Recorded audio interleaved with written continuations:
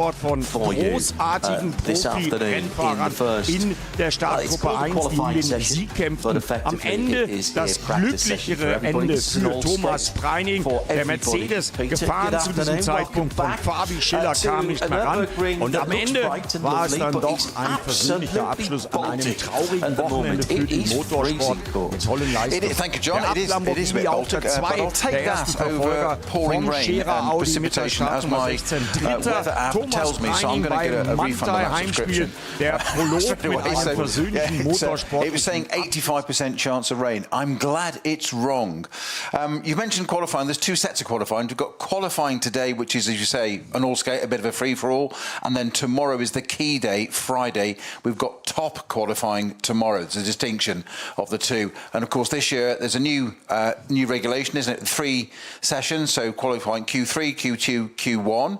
Very similar to the way it runs in Formula One, so it just makes everybody understand it. Sorry, my apologies. Yeah, 1, 2 and 3. Correct, sorry. TQ 1, 2 and 3. We'll probably talk about that a little bit more tomorrow, but we'll give you some insight into that this afternoon. The temperature reads at 8 Celsius. It feels a lot colder than that in the wind, which is actually coming up from the southwest. Normally is where the weather comes from, and normally makes it a little bit warmer than that. The first thing that we've got to say is that this is a huge crowd. It's a bank holiday here. It's Ascension Day for those of you who are following the religious festivals this year, and that is one of 2 weekend dates that the ADSE Ravenel 24 Hours of the Nürburgring falls on. It's either this one or Corpus Christi. This is the earlier one of the 2, and the campsites were busy on Tuesday actually they were busy on Monday when I rolled up.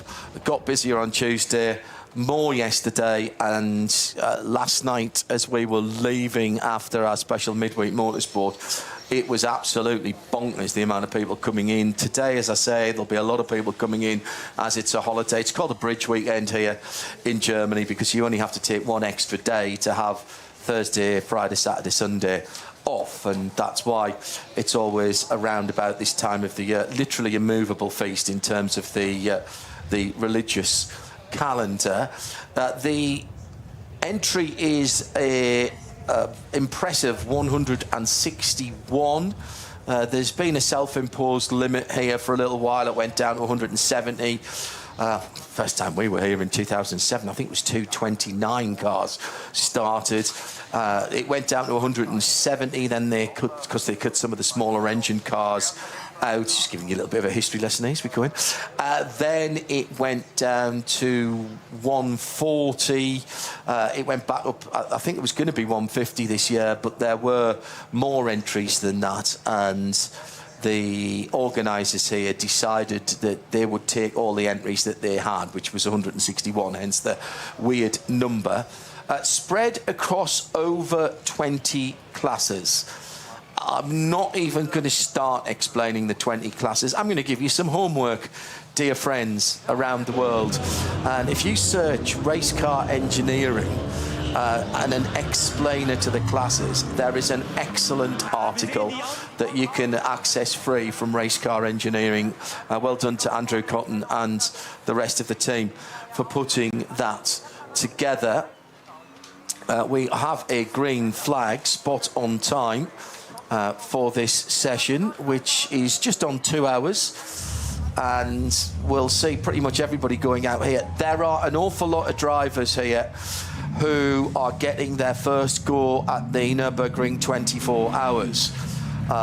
Spoke to Michelle Gatting, for example, last night when we were doing that midweek motorsport special. 5 days ago, she put her deal together. She did her permit to allow her to race here in the big class last year with Porsche, and she's in a Porsche this year. She's in one of the Mühlner blue, black and white cars, but it is in a cup car that she's in, and she's never driven it before around here. We've got Jake Hill. He is with Lion Speed with Kyle Tilley and Patrick Kolb. amongst his driving partners, and he hasn't driven here in the wet yet, but he's looking forward to, again, first time. Now, that is a GT3 car, so it's his first time in the GT3 car, and so on it goes, because there is an absolutely huge amount of drivers here, as you might imagine, with 161 cars. Pretty much all of the garages have 5 or 6 cars in. There are a couple with 4 in, including the Verstappen Racing, the Winward Racing cars, the Ravenol and the Verstappen Racing car run by Winward, and they've got the family to pray with them in the lovely bright red Audi S3 saloon. We've followed those guys down through the years. They've got a bit more sponsorship on that car now. It used to look just like a road car. Couldn't get into that garage last night, and we're not going to get access to that garage either this weekend, unfortunately. So we won't be able to talk to them this year. There's a Cayman Club Sport in that garage as well. So better conditions, Peter, than we've had this week so far, as we've gone green for the first time. But we should mention the weather forecast for the weekend is, shall I say, mixed and changeable, because every time I look at a weather app, it seems to have changed its mind. Yes, it does. I'm thinking, so I was just watching a car slowly on the screen there thinking, why is it going so? It's because it's about to join the track, so it caught my eye, my apologies. Yes, as I said, looking out of the window of our commentary box over the pit straight start-finish line, it is fabulous to see some blue sky and white clouds, when I wasn't expecting that at all. I hope it stays this way. I've got a feeling it won't. Just one of those things. But rain, it's never ideal. It makes the racing far more exciting and usually gives us a lot more to talk about as commentators, because things happen and jeopardy becomes part of it. The drivers don't always like it. Some do, some don't. People love racing in the rain, some don't. I'm one of those weird freaks of nature, as you know. I thought I'd say it first, that enjoys racing in the rain. In fact, give me a 24-hour race, give me dark and give me rain, and I'm happy. What was really interesting, and I said about the amount that everybody's just going out onto the Nordschleife for the first time now. You can, in these early sessions, actually, there are a set of cones out on the start-finish line of the Grand Prix track, which means you can come around and not go out onto the hats and back. So if you just want to get a bit more heat into your tyres, if you just want to shake the car down, if you just want to make sure that everything is bolted on properly, a very good idea, you can come back around and restart your lap without any penalty. But of course, that means that your lap restarts when you come back across the start-finish line. When we get into the race, those cones will disappear and you won't be able to do that. I thought it was interesting, actually, talking to a number of drivers, including Michelle Gatling and to Jake Hill last night as well. They were saying they actually hoped, because they haven't got so much experience in the cars that they are driving, they rather hoped that it was wet, because they felt that they could feel how the car was moving closer to the edge of its performance envelope, whilst not having to be quite as committed through the myriad of fast corners that there are here, Peter. And that's an interesting point, isn't it? But if you are closer to the ragged edge of adhesion, but going a bit slower, things happen. Not in slow motion, but at least the car's not snapping on you when it's getting to the edge of its grip. Yeah, the wet's a great leveller for all drivers. Some of what we would consider normally slower cars, I use that term advisedly, but David and Goliath, they can have a bit more of a chance in the wet, because it's that great leveller. So a heavier car with less power, the power advantage isn't as much in the wet. We've just got our first, I'm going to say retirement, that's not the right phrase, but the first car to have stopped hasn't even got off the Grand Prix circuit, unfortunately. That's our number 909 Kramer Racing Cup 2 Porsche. It's either Peter Sander, Christian Kramer or Leo Messenger at the wheel of that. I'm just going to try and find where that is. Who's driving that, but the car is currently It's on the back section, so the bit you were just mentioning about, John, it's got all the way out there. That's our first Code 60 of the weekend. Undoubtedly not the last. Well, no, most certainly not. That's one of our Cup 2 runs. Cup 2 cars would be very interesting. Now, we're talking about speed differentials and things there. Cup 2 runners in the dry, because they've got so much power and not as much aero, they're actually the fastest cars on the straight parts, as in dotting a her, not the SP9 GT3 cars, would you believe, which is quite extraordinary. So you'll get a Cup 2 3 car overtaking a GT3 car. It's quite extraordinary sight to behold here, of the many things you see at the Nürburgring that defy physics. Indeed. But they don't actually. That's the point. They don't defy physics. It is physics that makes it faster. Less drag, more miles per hour, basically, is what it comes down to. Hello to those of you listening around the circuit as well on our audio service, part of the Radio Show Limited network of channels, live and free for everything this weekend. So wherever you are in the world, you can take us with you. You go to radiolemans.co or radio-show.co.uk. Click on the player. We're on RS1, part of the Radio Show Limited network, and of course the World Feed TV, available via the Nürburgring 24 official YouTube channel. If you want to get in touch with us and join the conversation at RSL_studio, use the hashtag RSLN24. And we've already got some people doing that. That comes up in the screen in front of us. Hello to Right Turn Lover, listening in, overlooking Hock Asian. Some of those better be Asian than hopefully Hock and close to tell. Very good. Very good indeed. At RSL_studio, hashtag RSLN24. Matt Hunter is tuning into the feed from a sunny but windy Devon in the UK, introducing his workmates to the wonders of endurance racing over the next couple of days. Oh, very good, Matt. Very good indeed. I'm not even talking about times at the moment because we're not getting any full lap times. If you are coming to us from other forms of racing, and I'm sure that many of you will be, cleanse your mind.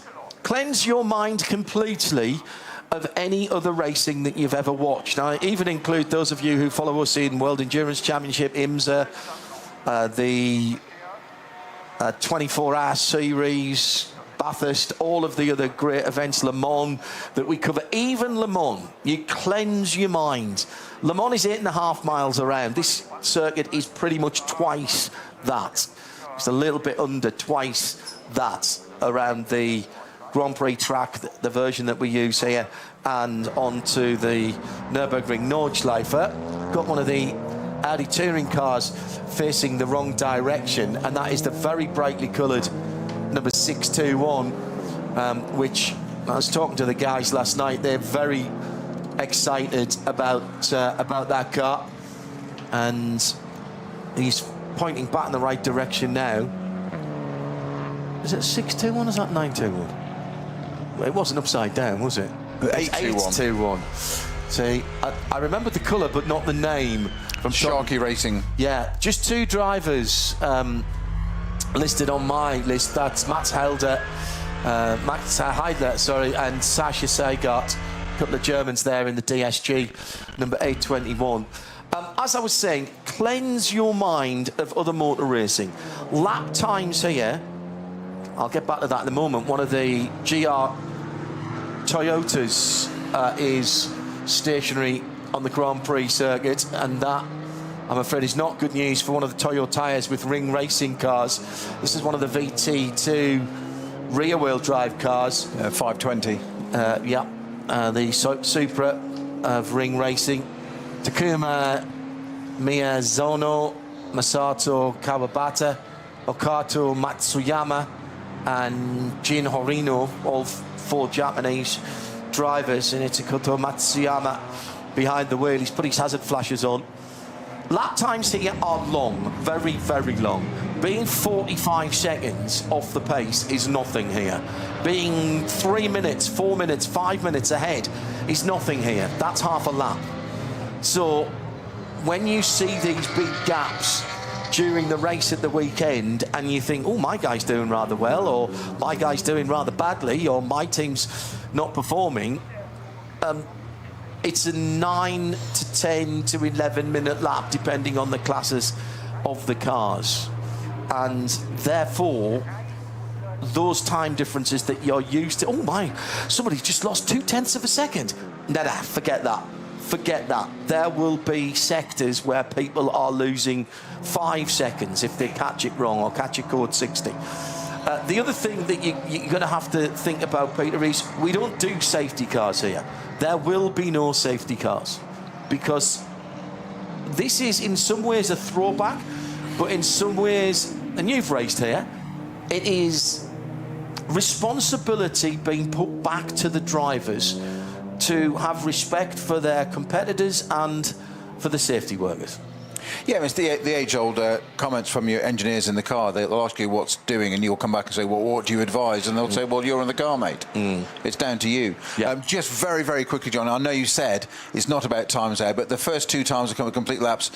Grello, Manti Porsche 911, has gone second fastest. The fastest car on the circuit at the moment, though, is the BMW M3 Touring. Just had to say that. Sorry, that's a sentence I had to say. Yeah, this is the underpinnings of an M4 GT3 that has been given a BMW M3 estate car, wagon, touring body. Started off as an April Fool's joke last year, and Andreas Rus and the guys at M and Motorsport sort of said, you know, we could do that. We should do that. They have done it. It's running in SPX.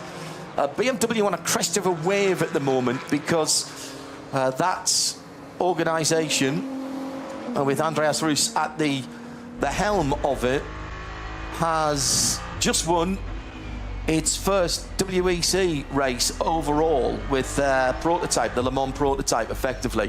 And they were first and second at Spa last weekend. Quite a lot of the people have come straight down from there. That BMW M3 Touring just on the hats and back now. It was in a testing livery before. It's now in the most incredible black front with the bright coloured stripes on the back. It's going to be a modeller's dream. We're all wanting the slot car already. And I'll tell you now, I'm going to have a little side bet with you. I think that'll get through into top qualifying 3. And I think they want pole position. I think they want to win pole position. The car runs in SPX. We've got a fire in the pit lane. Is it steam? Oh, it's steam, I think. Is it steam? Yeah.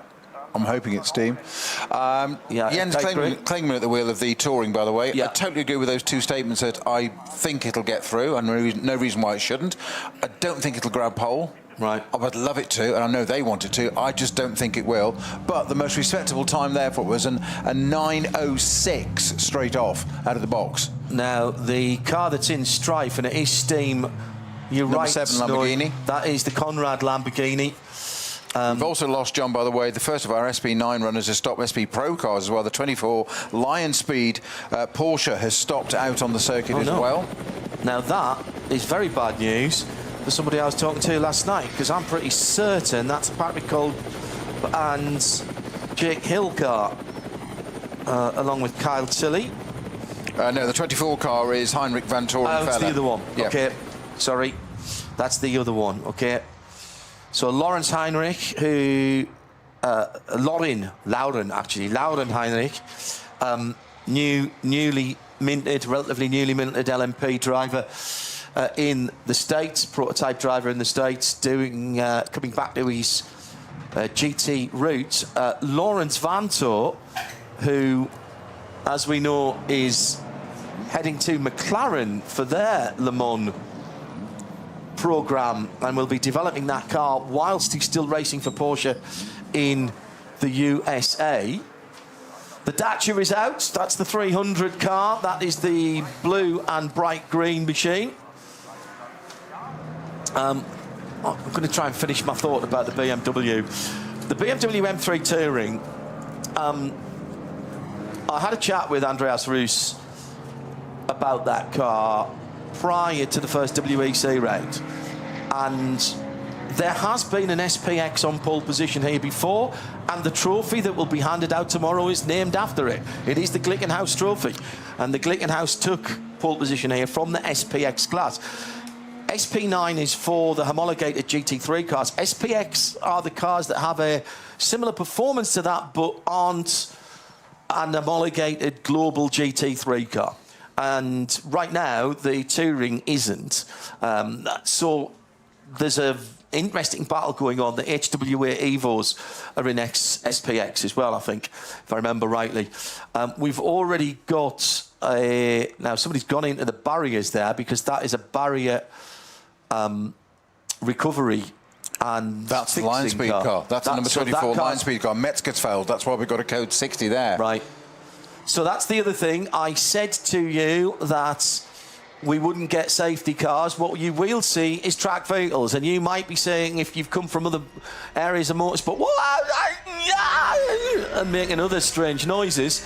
Again, as we were talking about earlier, it is down to the drivers to be responsible. Now, if they aren't responsible, they can be taken out of the race. You can have your ring permit, which you have to work very hard to get nowadays. You can have that revoked within the race weekend, indeed within the race. We saw it at the, I think it was the qualifying weekend. At least one person had that happen. We've seen it in the race in the past as well. And this is putting the responsibility back on the drivers. It's not a disregard for safety, not at all. Quite the reverse. And there are all kinds of panels and onboard features of the cars and safety features. The whole track now has got fibre all the way around, fibre optics all the way around it, so that we can have cameras around there and that the marshals posts are all linked together.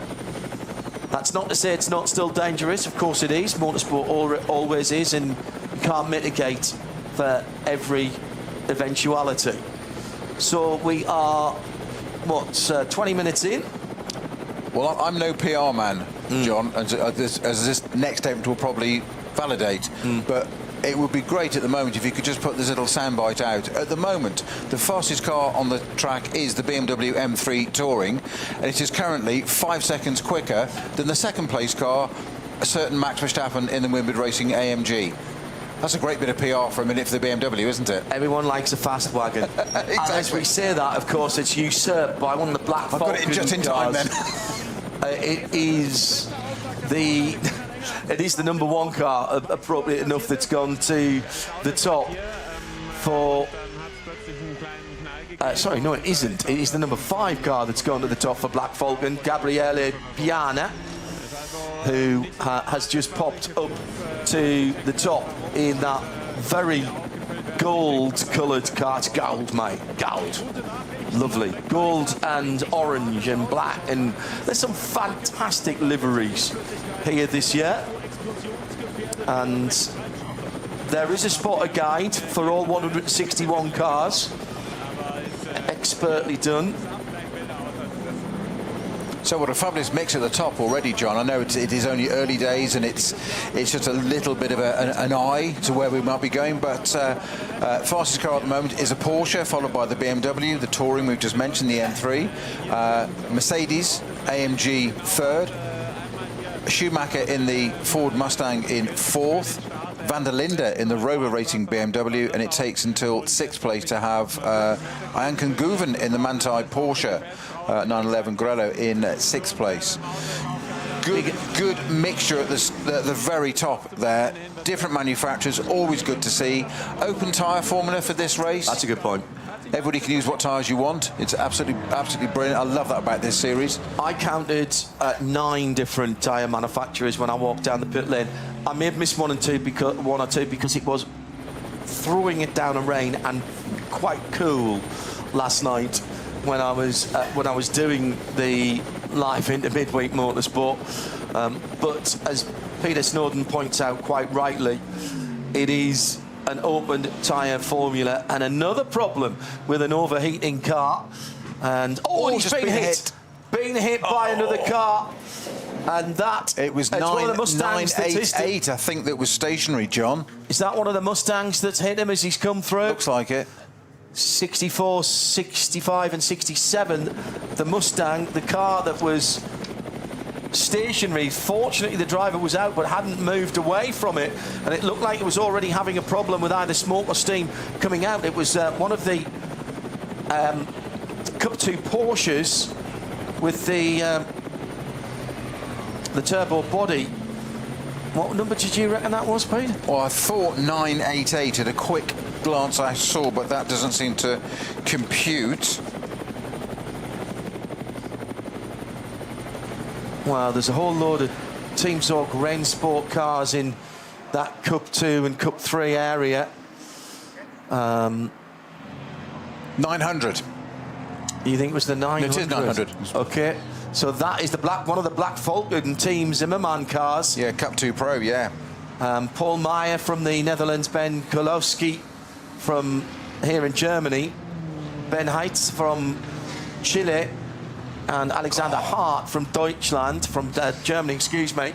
And what was the other car that hit it? Well, I think that's stopped too soon to have done that. But it was. The Porsche was stationary, and the driver was on the track side on the gravel watching it. It's the 146 Porsche that's hit it, and he was standing there trying to get marshals to it, and the Porsche, the other one, 146, just which is the GT tyres and car, just clattered into the back of the 900. This is on the Grand Prix circuit, and the GT tyres number 146 is one of the WS racing cars, which has got Carrie Shiner. This is the all-female crew car with Fabian Volvent, Michelle Holder, Janina Schall and Carrie Shiner. This team has been together before, and just coming out of the Schumacher-esque there, was it? On the Grand Prix circuit. And the driver just wandering around at the side of the car. It already had a problem, and there was steam or smoke coming from the original car. So 2 Porsches. My apologies to Ford, who I probably scared the life out of. I just saw a Ford Racing Blue car going through. Actually, one of... No, you're absolutely right, John. Out to the Schumacher S, exactly where it was. Yeah. Well, that bit at least I got right. But that's what's alarming there is that the driver was standing at the side of the track trying to get marshals to the car, quite rightly, as you would do in that situation. But then gets the other car, the 146, went between the pair of them and hit the back of that car. He wasn't even aware of it. Oh, she wasn't even aware of it. She was standing there, and it's taken the left rear.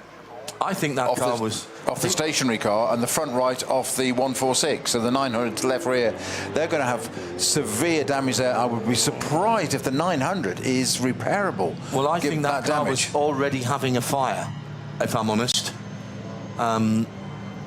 Yes, I think that's why the driver was trying to get the marshals to it ASAP. Yes. I agree, exactly what they were trying to do. Yeah.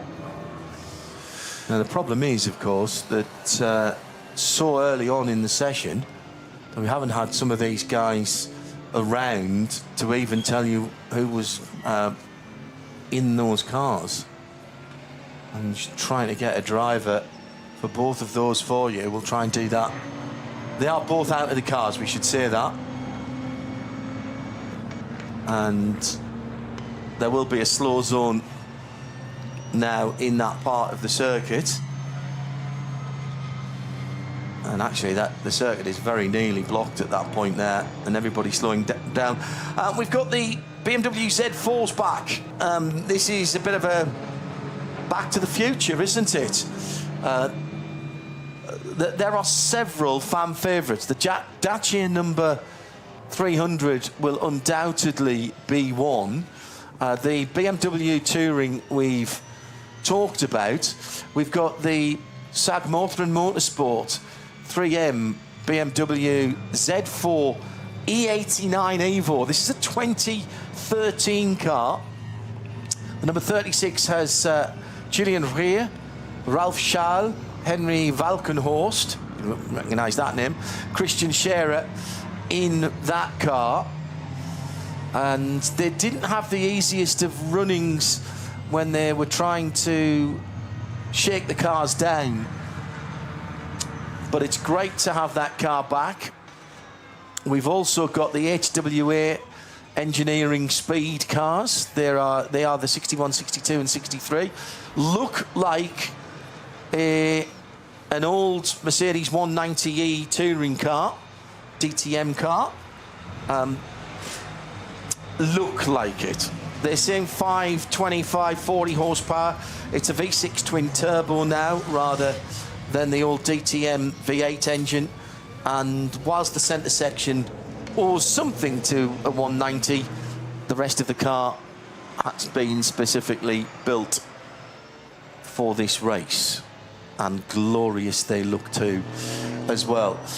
Top of the shop now is the Audi R8 LMS of Max Kreuzer Racing. Ben Löchter behind the wheel of that car. And time for that one is an 8 minutes 54. So this is getting a bit more interesting. The HRT Ford Mustang GT3 Evo, the number 67 car, and that is in second but leading its class. So that's an alternative fuel car we've got at the top. Nürburgring and the ADAC 24 Hours has a rich history of bringing new technology in. We've had hydrogen cars here in the past, diesels. The alternative fuel cars, for the most part, I think this year are all running on renewable fuels.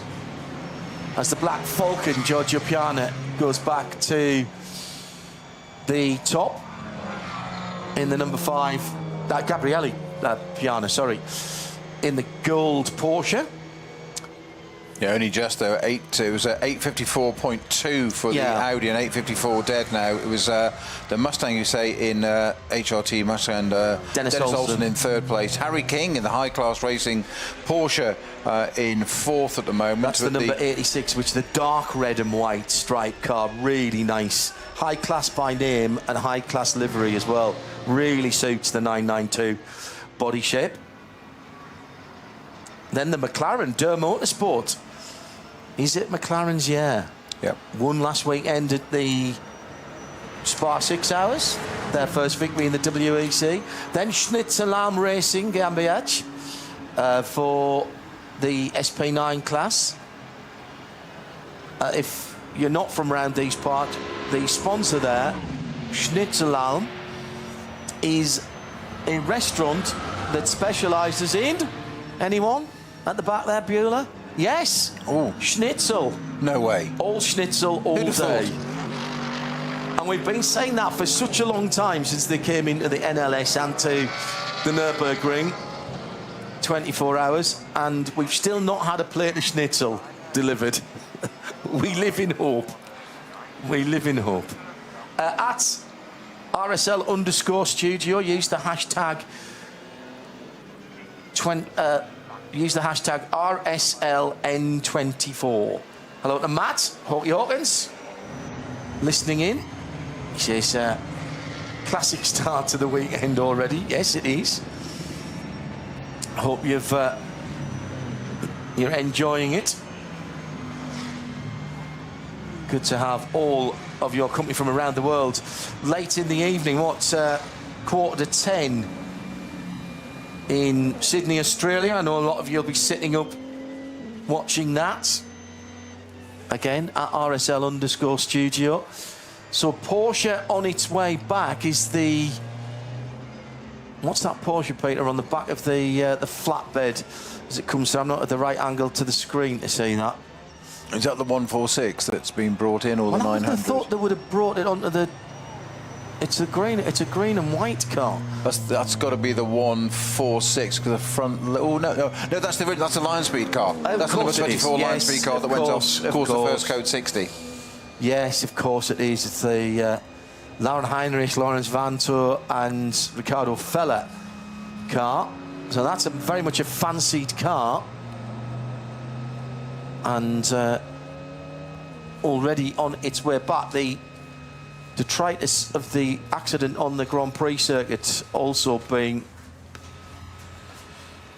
cleared up at the moment So again, no safety cars as such. So this will be covered by double yellows and slow zone. We will have a track intervention car sitting behind that recovery vehicle with its lights on. There's a mixture of cars here. I'm just seeing a Porsche getting pulled in, a rhubarb and custard coloured Porsche Cup 2 car being pulled down the front straight as well, just past us, and that's been pulled by an Audi estate car. We've got Cooper 4 Mentors, the VZs out there. There's still the old pickup truck, the fire truck, the big American Ford, and I think we've still got at least one of the old Jeep Cherokees, although they might have been retired now. We don't see them so often. They were such a feature here. I bet they're back up though somewhere, aren't they? Somewhere in a lockup somewhere, just in case. They'll be there on a trickle charger, ready to go. You know they will. You know they will. Because you know they're reliable. Well, absolutely. That straight 6 4-litre. I had one of those out in the Gulf for the first Gulf War. That was our logistics, one of our logistics vehicles that I bought, along with a twin cab, twin wheel Silverado. Right, it is the number 60. No, it's that 960, 982. It's the 982 that's under tow at the moment, Peter. Which is, I think, one of the Cup 3 cars actually. As it's being towed around back to the pit lane. So that must have got caught in the cutout. It's the WNS Motorsport Cayman. Now it's Christoph Krombach, Oliver Kuntz, Axel Dufner, Leo Livus, Arne Weber, all German team there, and it is indeed the Cup 3 machine. So Black Falcon going back out in the lead, and now has changed drivers. You'd say the team's doing this, they'll want to get every driver or most of their drivers through, and it's the number 5 car going out with Mustafa Mehmet Kaya, Turkish driver, one of a couple of Turks in the field in that Evo. That is an Evo 26 car, so that's the brand new version of it, that red, orange and gold mainly. Ben Luchter for Max Kreuzer Racer in the Audi in second. He's still the best of the 81 cars, alternative fuel. Jens Klingmann now down to 13th in the BMW M3 Touring, but leading in SPX. The best of the Porsche Cup cars is the Müllner Motorsport. I feel I might be saying that a lot. The number 904 down in 14th position. And see if I can pick up any more of the leaders in class. Pro Sport Racing Mercedes in the GT4 SP10 is the 176 in 34th position. And Hyundai Motorsport lead in TCR, a class that they've dominated. They've got 3 cars here this weekend, just 1 in TCR, the 830, and 2 in SP4T, which are very interesting because they have some development road car engines in them, in those Elantras. I'll try and pick them out for you, those 2 cars out for you. SP7 is a Porsche, number 82, leading its class. Müllner Motorsport leading Cup 3 with their 999 car. That is the highest number we have. We don't often go all the way up the 999, but we have it here. Beautiful conditions. The rain clouds gathering over the back of the castle, which has been refurbed lately. Grello in the pit lane sporting a special livery for anniversaries of both Manthey and the Grello livery. Grello, not green, not yellow, but I could never understand why a German team from Moispath, which I drove in through the back of today to miss some of the traffic, which is literally, they drive the cars to the track, they don't even put them in the transporters, they put amber lights on the top and drive them to. So grün und gelb, surely. So it should be grumbled or grelbed or something. But no, it was Grello. They took the English on, number 911. Well, I don't think they actually named it, did it? I think the fans. I think it came from the other way round. No, I'm not sure, you know. But it got known as that, as a sort of nickname, and I think they just took it on board. I don't know. It was before. Answers on a postcard to the studio, please. I think it was before Porsche took Manthey over and sort of subsumed them. Olaf Manthey, he of the fabulous handlebar moustache, and surely the only team manager to have a Haribo sweet in his image. The special Haribo chewy sweet special editions for this race, around this race. Not only had the Golden Bear, there was a 911 and there was an Olaf Manthey. I think you've done everything, haven't you, Peter, when you get a small gummy sweet made in your image, including the handlebar moustache. There's no future, is there? What else can you do? Well, he's retired after that, mate. You're done, aren't you? He passed the team on to his son and retired. There's nothing more to achieve, is there? Very little more to achieve for Manthey, in all seriousness, from what they've done round here down through the years. They fundamentally understand this circuit. So we are 40 minutes into this 2-hour session. Hello. Good day to Phil Anson. Fabulous Phil Anson. Phil, thanks for lending us your ears and your eyes on this one. A rainy Noosa Heads in not so sunny odds at the moment. He loves the touring. He says the last estate racing car I can remember was the 850 Volvo in British touring cars. Has there been any more? T5. I've just got to the bottom of Grello. Which is?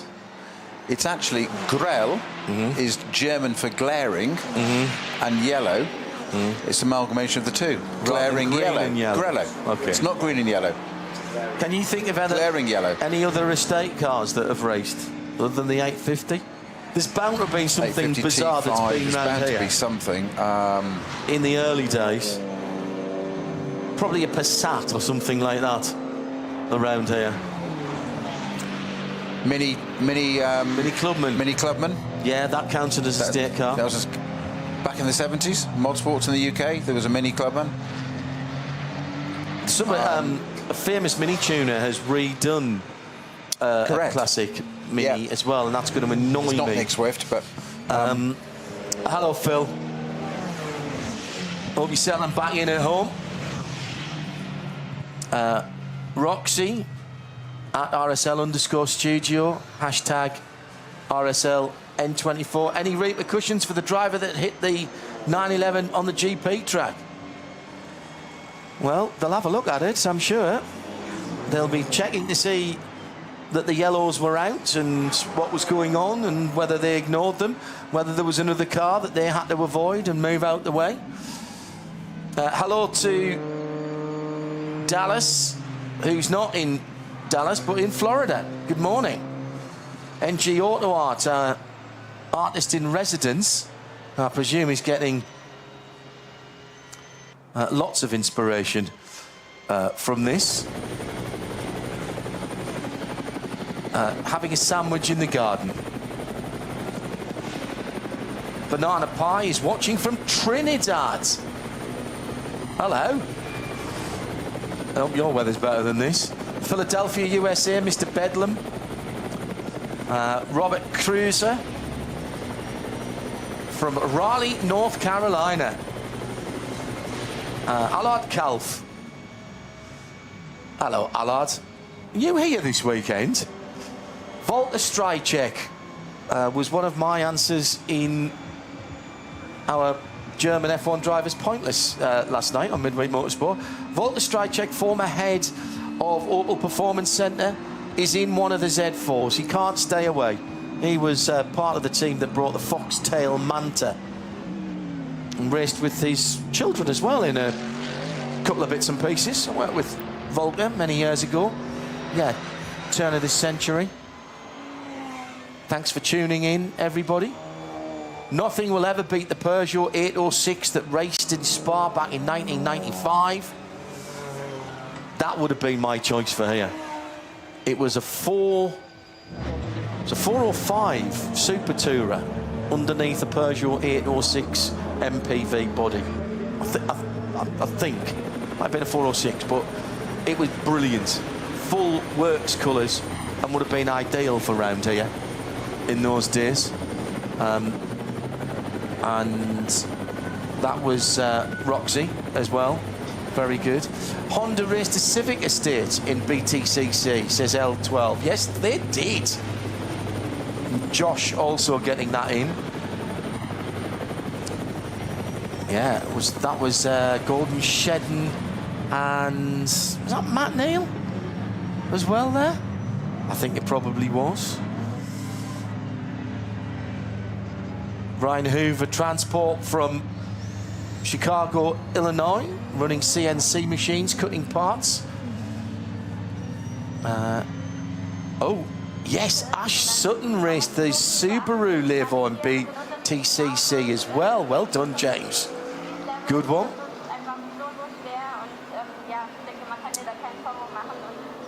Hello to Sometimes, heading into work in Virginia. Commuting and listening to racing. And KC1881 preparing sleep schedules to watch as much this weekend as possible. We had an Opel Astra Caravan in N24 here before. Thank you very much, René de Boer. And an Audi RS4 Avant and a Citroën XM brake. I remember that Citroën. Excellent. The Dutch Caribbean are tuned in as well with Chris from Curacao. 30 degrees. Can you package some of that up, please, and send it as an attachment? Winward Racing to the top now with their SP9 number 80 car. And the time now down to an 8:45. This is getting a bit serious, Peter, here.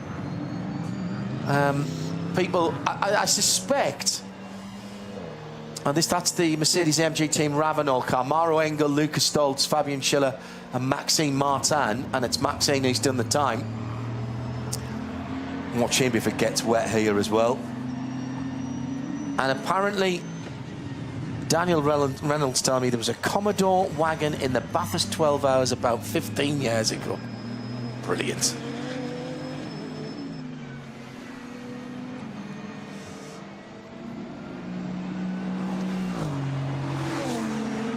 Who did we have, Snowy, in that Lion Spade number 24? Who took that car out and subsequently ended up in the barriers?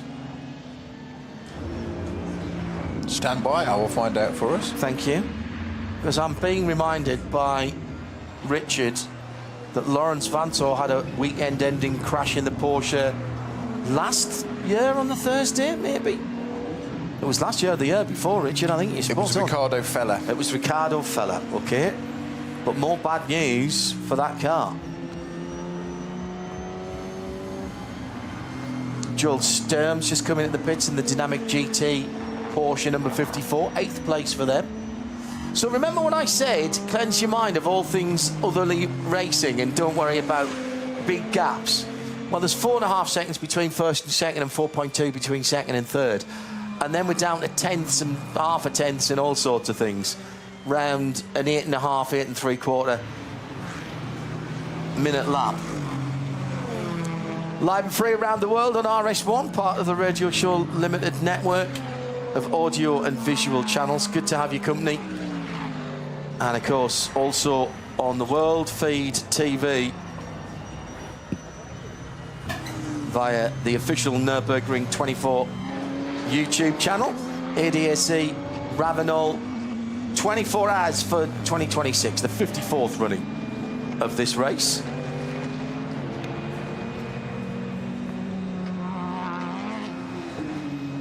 Now, first car the car's just gone to the top of the timesheets, John, with never mind an 8:45, we're down to an 8:42 now. It is Augustus Farfus in the Rover Racing BMW M4 GT3 Evo. It is car number 1. It is position number 1. Why is it car number 1? Because it's last year's winner. It's Kelvin. I've got Kelvin van der Linde behind the wheel of that on the other timing screen. Farfus on my screen here, so isn't that very interesting? It does have Raffaele Marciello, Jordan Pepper, as well as Kelvin van der Linde and Augustus Farfus in that. Farfus in that car. That has just been usurped, however, by our number 44 entry, which is indeed the Falcon Motorsports Porsche. And that has Maurice Schering at the wheel, who's just popped in a 8:41.4. Now, the car that was in the pits for quite a while, I noticed, was our number 3 entry, the Team Verstappen, Mercedes. Max Verstappen took that car out to start with, and they did a driver swap, so that'll be out and there. But we're getting some of the top hitters, top names, sorry, coming to the hit at the top of the list now, John. Schering, Farfus, Van Tool, Martin is in the number 80 Winward Racing Mercedes. That's Max Martin. Max Martin, my apologies, yes. And Kevin Estra in number 9, 11 Grello. Christopher Haase is in the Shearer Motorsport in 6th. And alternative fueled cars now is in 19th. That's got Tom Coronel at the wheel, who's just popped. He was 7th, he's 8th now, but it's still the first alternative fuel car leading them from the Max Cruiser Racing entry, R8, with its teammates just behind it with 8th and 9th. Yeah. Well, we've got another Trinidad listener and watcher, TK Wound, behind our earlier one. I don't know if you two know each other, but, you know, welcome. Watching from work in New York, Lost Matrix. Don't worry, I'm doing nothing important other than qualifying, other than watching the qualifying. And James says, would the Ferrari bread van count as an estate or a tourer? Interesting. I think I'd put that in a commercial class. Yeah. Rob Fitzgerald reminds us that in the early 2010s, the UK VAG Cup had a VW Caddy racing against all the cars in full RAC recovery colours. I seem to remember that.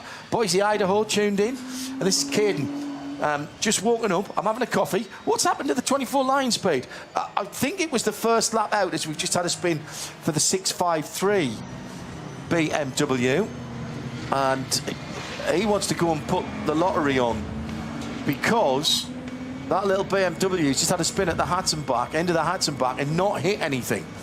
And yeah, but he did the right thing, John. When the car spent, he did exactly what he should have done, which is, if you remember, the dear old Jerry Marshall, icon of national motor racing in the UK, always said with these young drivers when they spin, he said, get on the brakes, slow the car down. Was that the 7 Conrad? The 7 Conrad car going around on the Grand Prix circuit, the Dacia running long.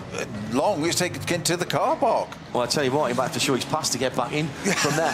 The 653 was one of the Adrenaline Motorsport Team Manhattan Wales car. The Ben Pitch and Laurent Lapara and. But they didn't hit anything. Just finished the question of the... from Caden, what happened to the 24 line speed car? I think it was the first lap out onto the Nordschleife, contact with the wall at Metzgerfeld, and did enough to need some barrier repair there for Ricardo Feller, who we only saw one long shot from behind, which appeared it was just buried in the barrier, not massively heavily, but it looks like it had understeered off or something. Somebody's dropped a whole load of fluids on the way up to the top of the foxhole, that is, just coming out and up over the top of the brow. That's a very fast place there. That's one of the older track vehicles that's there, one of the American pickup trucks.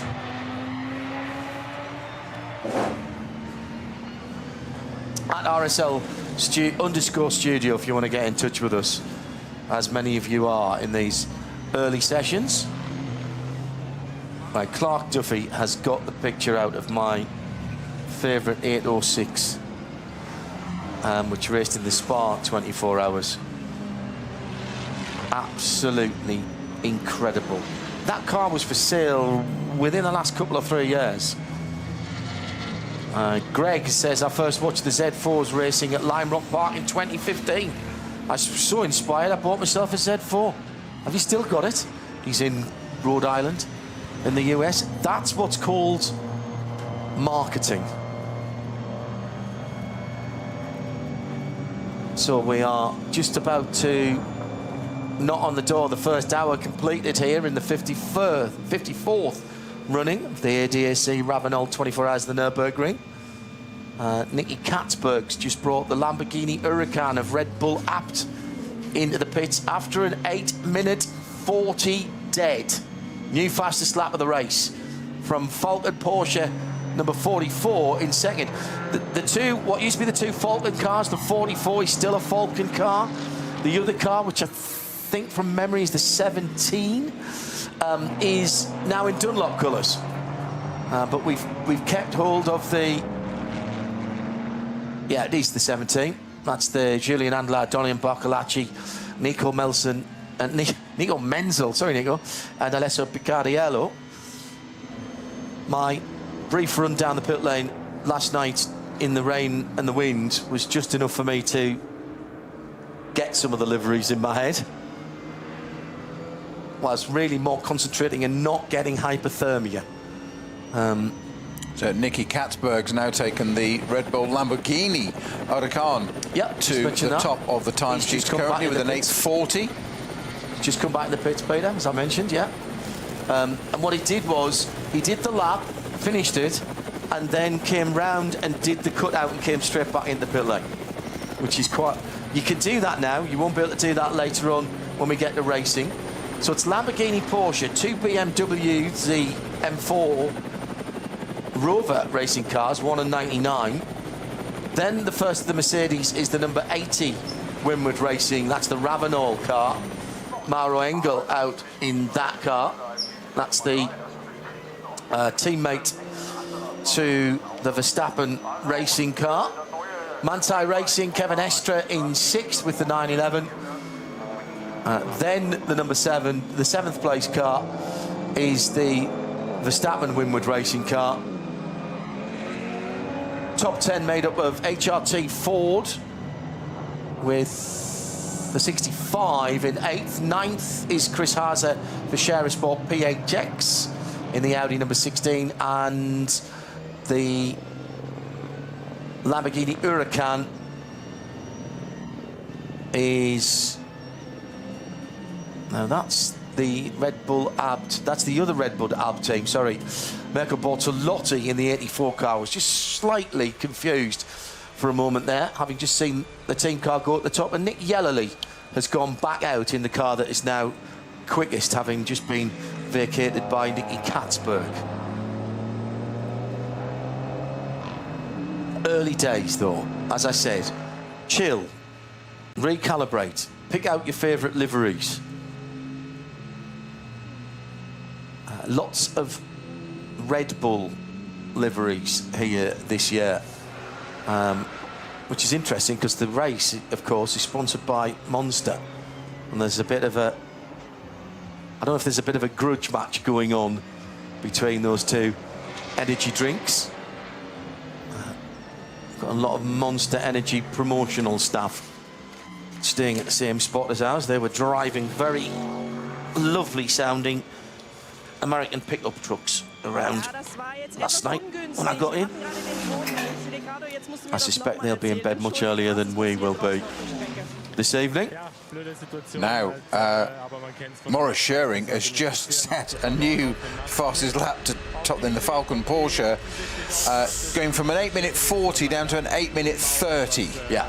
Well, that's again, reset. Es ist natürlich schade die Trainingszeit, die verloren geht. Also fühle ich mich einfach schlecht fürs Team. Aber es ist erst Donnerstag und kämpfen weiter.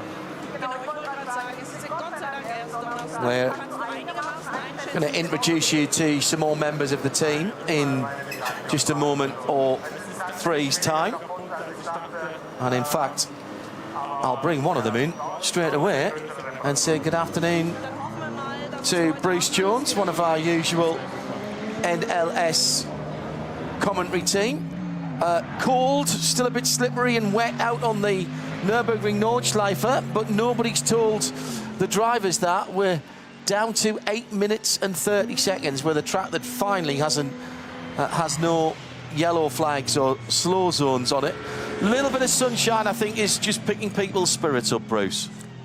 100%. But I mean, what we're realising here is that every 10 minutes you get a different form of weather. You look down, you look at your computer screen, look up, oh, we've got hail. Oh, no, hold on, it's dry, it's sunny. But, you know, out on track, caution, absolute element. But some of the attacking drives we're seeing at the moment, and I think your point just then, no yellow flags at this moment around the circuit. There may be in a few seconds, but people will just keep pressing on. And again, if it's the first time you've ever witnessed the Nürburgring Nordschleife, it's a treat that keeps on giving. But looking at some of the faster cars going through, this is the craft you do not learn by just rocking up here, John, and having a bit of a go. You've got to learn how the other people, where the other people in the junior classes may move to, and how you get past. You were in the drivers' meeting earlier on today with our clerk of the course. Multilingual, many drivers. There's normally 2 or sometimes 3 driver meetings, one English, one German, and one as a catch-up for pretty much anyone else, because there are so many. But I don't think there's actually a room here where they can get all the drivers in at once. No chance. Not. What do you think about it? Let's do the numbers. Let's call it 3 drivers per car. As you say, some have more, but that's still 540 drivers if you've got 3 per car. But we know fully well it's over 600. Yeah. Just say that again, 600. Incredible. Absolutely incredible. I was talking to Snowy earlier on, and Joe Bradley's going to step into that far right-hand seat in a moment, about the responsibility firmly being put on the drivers in terms of whose responsibility it is to be safe on this circuit. The word unique is overused and incorrectly used in a lot of scenarios in the modern world, but there is nothing like the Nürburgring Nordschleife. You can argue that every racetrack is unique unless it's been built as a copy of another one, but this one has a character of its own, it has a rhythm of its own, and because of its length and the speed differential in the 20-odd classes, it has requirements from the drivers all of its own. Yeah, and basically the word that springs to my mind, John, is the fact it's relentless, one corner after another, and many points around the circuit. There is very small amount of, let's say, line of sight.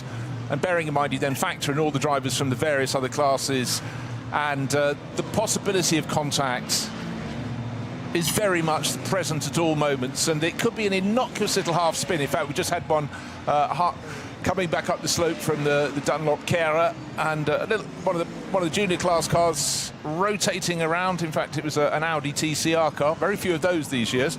Obviously, things have changed a little bit. Second time that car's had a spin. Is it? That's right. Number 821, and that had a spin at... Is that the first corner again? I think it was actually, yes. It was a bit further up the slope. One of the more unusual cars here is the KTM Crossbow in a very fetching dark red colour, entered by Writer Engineering, who've done an awful lot of the development of these cars. Audi engines, that's running in the GTX category, and with the clamshell on the front end of it. Looks like a spaceship. It still just draws everyone in when you look at it. It is something different. It's been around for quite a while now, but what you see now in terms of KTM is not what we saw a handful of years ago. Everything has been advanced. They've got some good drivers in there. Lawrence Hur, who knows this circuit well. Miklas Born, young Swiss driver. But yeah, something different. I approve of that. Already getting some penalties in that will affect cars in the first race lap. The number 440 not respecting the speed limits. 30 seconds at the end of the race lap. Good afternoon to Joe Bradley. Good afternoon, John. Welcome to this year's event. Some thoughts from you on this early running, the weather, the entry, and then it'll be Johnny Palmer. Well, we've had all seasons, haven't we? We've literally, since we arrived here, we've had bright sunshine with warm, ambient, beautiful sort of sun tanning weather. And then it rained, then it hailstormed, it actually snowed, and it hurt. The hail was actually hitting my face, my recently sunburnt face. and it was actually staying. And then the rain went, and then the hailstones went, and the sun has come out, and we've got a beautiful weather, beautiful sunshine, I should say. However, the ambient temperature is still barely above 10 degrees. The track temperature, though, guys, will be getting up there because the sun has got some energy in it, and it's kind of perfect track conditions. It's recalibration time, though, isn't it? Whenever we get here, I use this session to recalibrate. It's such a long lap here on the Nordschleife and the 24-hour race configuration of the Nürburgring. It literally takes ages to get around, and you can't look at it. I mean, one of the sectors is longer than a conventional lap at, say, Spa, for instance. So it's a recalibration afternoon before we get into the weekend.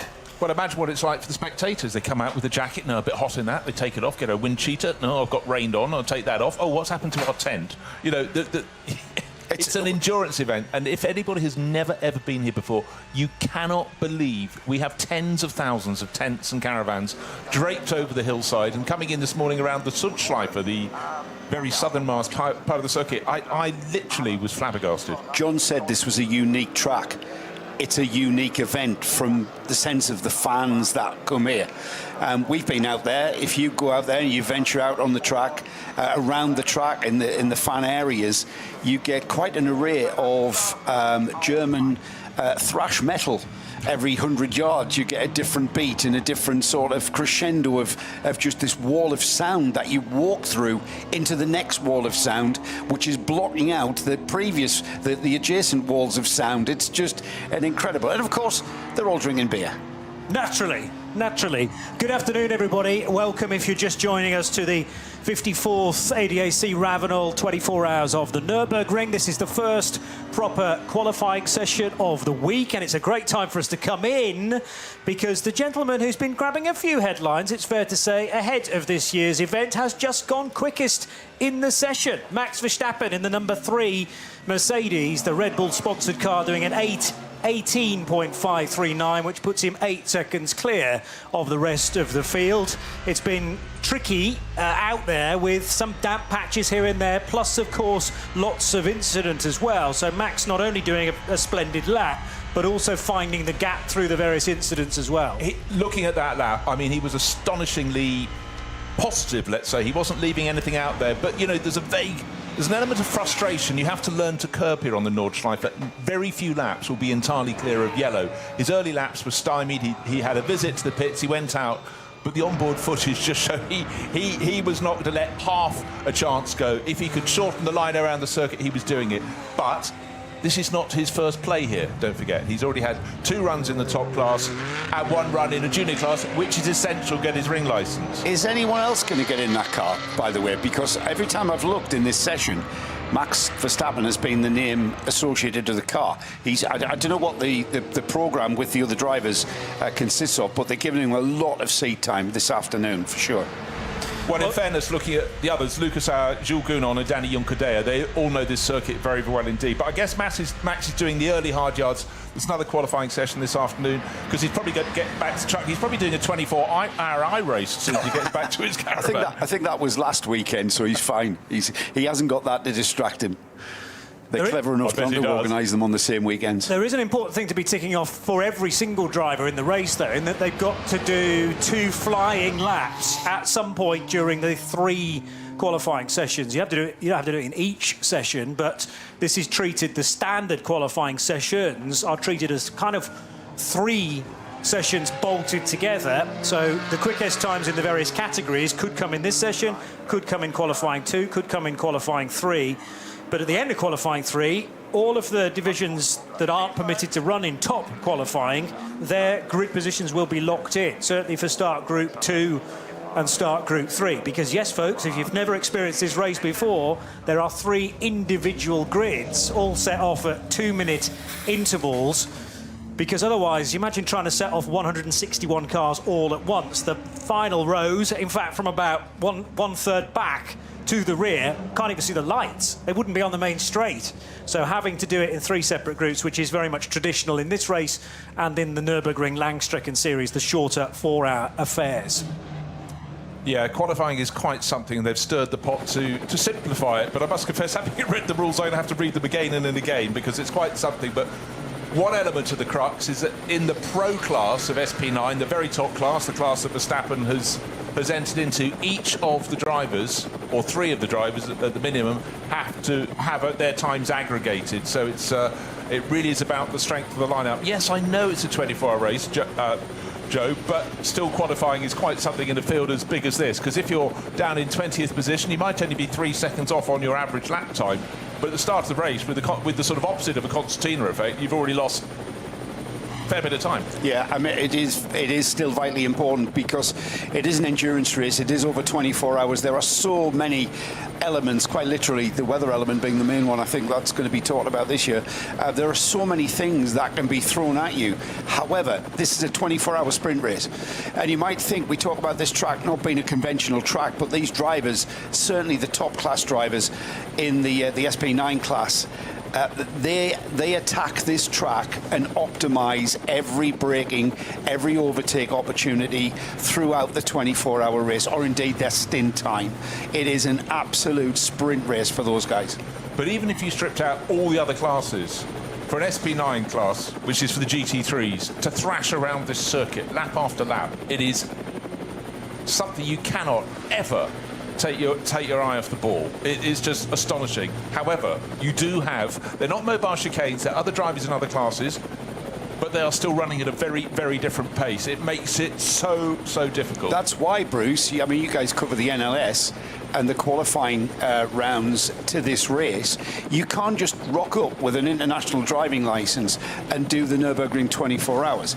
You have to go through a specific qualification process, examination process, before they'll even allow you to race here. And part of that examination, part of that qualification process is reteaching a different driver etiquette, a different track etiquette that has to be carried out, and you have to comply with out there in those situations.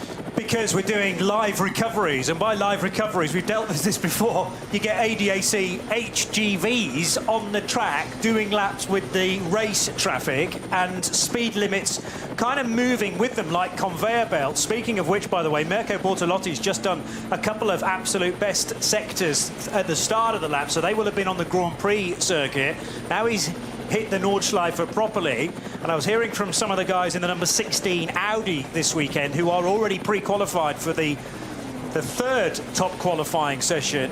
Alexander Sims and Ben Green were telling me that quite a lot of the Hatzenbach has actually been resurfaced quite recently. I said, oh, does that mean it's extra grippy? They went, well, it's smoother, but there's not really much grip out there because we haven't had a chance to experience it because of all the damp and the rain. So it's not really that much quicker, and it's still just as twisty as it was. If they changed any of that, then it would be sacrilege here.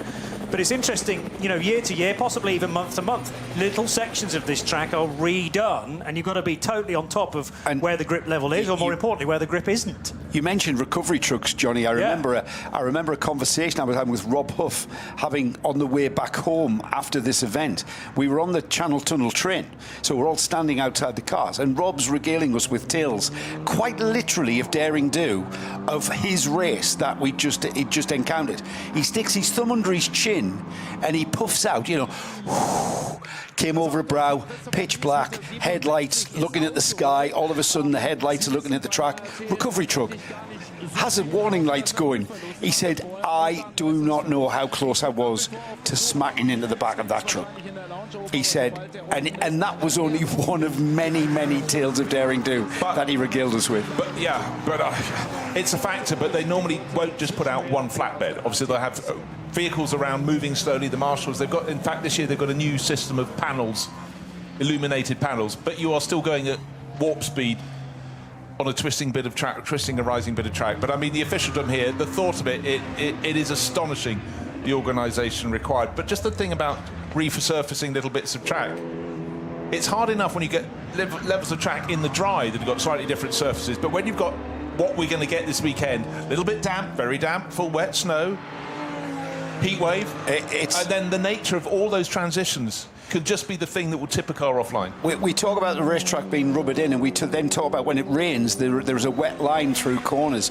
If we then got and resurfaced it, and we've got brand new tarmac out there, how quickly does that rubber in? How quickly is there a wet line that will develop? when the weather comes, and it is forecast to be very, very changeable over the course of the weekend, over the course of the race distance, it is going to be a matter of, in a lot of circumstances, pure luck of being in the right situation, in the right car. I don't think at any point of this race that we're going to get any of these drivers saying, my car setup was optimised. I had the right tyres, I had the right tyre pressure, because it's key. These guys will send these cars out on slicks knowing it's going to be wet across the other side of the track with a tyre pressure that will help them, but only help them to a point. And then they're on their own out there. No, 100%. Also, just bear in mind, you want to learn the track on a regular sized circuit. You might go and do 10 laps in practice. Here, you might get 3. And there might be a car on the bit you wanted to try, just so you've got to let them stay where they are. But anyhow, it's an outstanding race. The quality at the top is rising and rising and rising. You can see precisely why Max Verstappen wants to come and take on this challenge. And likewise, as it was in Formula One a long time ago, back in the 70s, we were just nippers. You'd have like guest drivers. McLaren might put a third driver in. It's always good to get that benchmark. So the drivers want to go, OK, 4-time world champion, let's see how we can go against him. Where do we stand? The McLaren story, the 1973 German Grand Prix, Jackie Ickx had walked away from Ferrari, calling it the car a S-box, S-H-I-T box, and McLaren scooped him up. They were Yardley coloured McLarens. Their drivers were Denny Hulme and Peter Revson.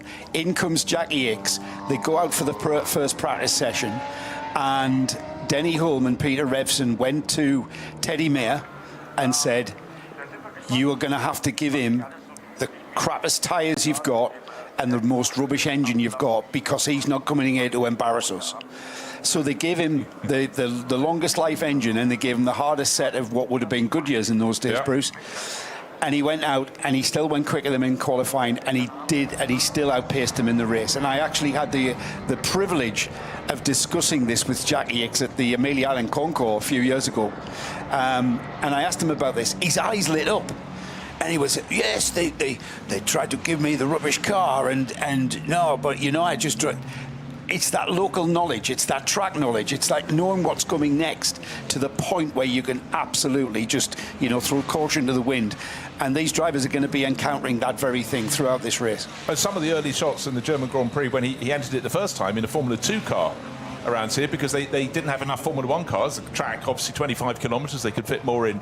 Just those jumping shots. And he's high in the air in his Matra, just sensational. Anyhow, we're here, different days, same circuit, but plenty of black cloud coming in to maybe spice things up a little bit. And even before the rain properly arrives back on the Grand Prix track, the Pro Sport Racing Aston Martin in the SP9 division, that's entered as an AM car, having a rotation. I think the 37 car is fairly new out on track, so I'm still trying to identify who's at the wheel of that. We have had action already from 159 cars. Oh, I've just scrolled past it. It's Mr. Lonroth. So Lonroth spinning. That will be Marcus Lonroth, who shares with Guido Dumouriez, along with Christian Connert in the number 37 entry. The other thing I wanted to mention was the number 19 car of Jan-Jaap van Roon, which is the Max Cruiser Racing entry. An Audi R8 was the one in the barrier and being recovered in the AT1 class. There was a Ford Mustang in the list that was obviously being investigated for something. Might have been track limits, may have been something within a code 60, but that is a no further action now for one of the Fords that are here in great force again from the HRT camp. And that was car 67, I seem to remember. There are 3 of them, 64, 65, 66. They had very, very cool liveries last year. I haven't actually caught sight of them in the flesh for 2026, but conveniently last year, one was painted completely blue, the other one yellow, and black maybe is the third one. So hopefully the paint schemes are similar, because in the dark that's very, very helpful for us. They're not at all. Oh, one is running in black with red flashes. Think Yokohama livery. Yeah, okay, yes. One they haven't put a picture in as yet. That's also on Yoko's though, isn't it? Even though it's not in and then that you've got livery. one that's largely yellow and green. Think, I don't know, Norwich City or something like that. But nice. There's another football reference from Bruce Jones, Chopper. I can't believe this. Yes, I know. I do my homework when I know who I'm commentating with. OK, let's just talk about what's at the front. Number 3, Winwood Racing, Mercedes. And it's got Juncker Zeller at the wheel. Juncker's just taken it over. Yes. Yeah, so he's been given his go. Then we've got a couple of the Rover Racing BMWs. Did rather well last year. One of them won the race. And in fact, car number 1, Jordan Pepper at the wheel, well, in the pits at the moment. And Sheldon van der Linde in the sister car, also in the pits there, second and third fastest. Fourth fastest, the other Winwood Racing Mercedes, Fabian Schiller at the wheel of that. But we've still got that gap of 8 and a bit seconds between Verstappen's time that put it top. But again, even as I speak, suddenly you've got a yellow flag at Stijlstrekker, and then it's clearing very quickly, so maybe a little rotation. But it is about making your way through the gaps in the traffic. Drivers changing. In fact, Raffaele Marciello's taken over last year's winning car. He's come out of the pits. 45 minutes remain. Just a point about that winning car last year. They've kept 3 of the 4 drivers in that car going into it. So Jesse Kroon's not with them. But Farfus is back to defend his title with Raffaele Marciello, who you've just mentioned, Kelvin van der Linde, and they welcome Jordan Pepper into that car as well. But, you know, never kind of break a winning formula. That's got to be a big strength for them in 2026 as well. And perhaps a lovely segue there to remind everybody what this qualifying session's all about, because we've got 5 cars that really this is irrelevance because they've already qualified through to the all-important top qualifying 3, which is where they get an opportunity to actually go for the overall pole to start on pole on Saturday afternoon. So those 5 cars, currently the number 1, the car we've just been talking about, the Rover Racing BMW, with Marciello now just taking over that car from Jordan Pepper. That car has qualified. It's currently second in this session. Another car... A really helpful thing, Joe, is if you look at the scoring tower, it actually says next to the car TQ3, which is top qualifying 3. And therefore, we know that the number 1 BMW has made it already. And then further down, you were about to say there were 2 other cars. Well, there's 5 in total, 3 of which are in the top 10 at the moment. Yeah, 5 of the 12 who go in TQ3. Yes. Yeah, so... The number 84 is another one. That is the Red Bull team apt Lamborghini. The 47, the KCMG Mercedes. Shira Sports Audi. You've got a great story about that one, Johnny, the number 16. And the Realize Condor Racing with Rinaldi, that's the Ferrari 296, number 45. So the 84 at the moment, that's already through. That's the Red Bull team apt Audi. And the other one that's on your live stream pictures as well is the number 45, which is the Realize Condor Racing with Rinaldi Ferrari. So 5 cars that are really treating this as a practice session and honing driver positions, driver setups, getting a setup in the car that everybody's happy with. And I would think at this stage, looking at the weather forecast, which everyone is aware of, at the Nürburgring, the weather is always going to play a part, isn't she?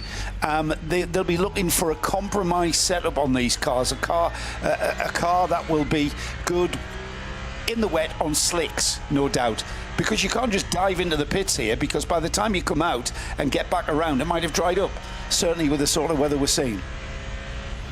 So Alexander Sims ticking off at least one of his time laps. He has done one already, so this will be the second one. And as I say, it's 2 time laps in qualifying 1 and or qualifying 2 and or qualifying 3. So you've got plenty of time to do it.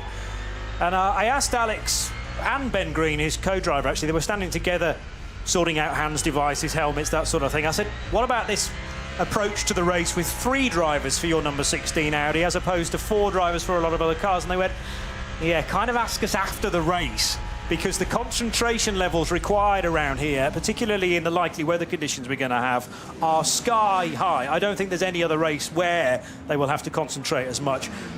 The big positive, as Alexander was absolutely hopping and jumping his way through Hatzenbach, resurfaced it may well have been, but actually the tyres, when they're in the air, don't know anything about the age of asphalt beneath. Track time is key. So cycling your drivers through and actually becoming familiar with the circuit. If we get changeable conditions today and tomorrow, come the race, they might be ruining the fact that they've got so much track time. But there's fewer driver changes potentially as well. You know, are the pit stops made more simple? We have had 3 driver lineups win this race in the past, but it is now a few years ago. So it's not always the way to do it, but it can be a different route. And I mentioned in the European Le Mans Series this year, we actually have one of the LMP2 teams running as a 2 driver lineup for a 4-hour race. That seems to be working fairly well as well. But yeah, for the last 4 years, it has been the quartet that have been winning. Yeah, the last trio quickly check. Black Falcon, Mercedes, Berg Schneider. No, that was 4 of them. Hold on, I can't count. So we're 2021, I'd say. Quite right. Manthey Racing, Cairoli, Christensen and Estra. Yeah, of course they were just the 3. But actually you go beyond that, before that, and you're looking back to, well, very, very long time ago.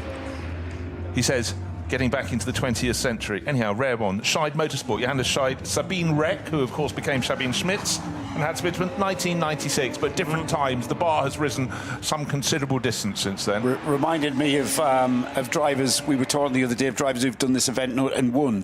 First time out, Niki Lauda in 73, only two drivers in that car. It was a Jägermeister Alpina Racing BMW 3-litre CSL. He shared the car with Hans-Peter Joysten. Only 2, and it seemed to be the trend then, because prior to that, the 70 race was won by Hans Stuck, Clemens Schickenvance. It wasn't until 1976. First race being 70, wasn't until 1976 that we saw teams running 3 drivers. Yeah. So that was the 2 drivers. That must have been a... 73 was a strange year, because it was actually held in 2 parts.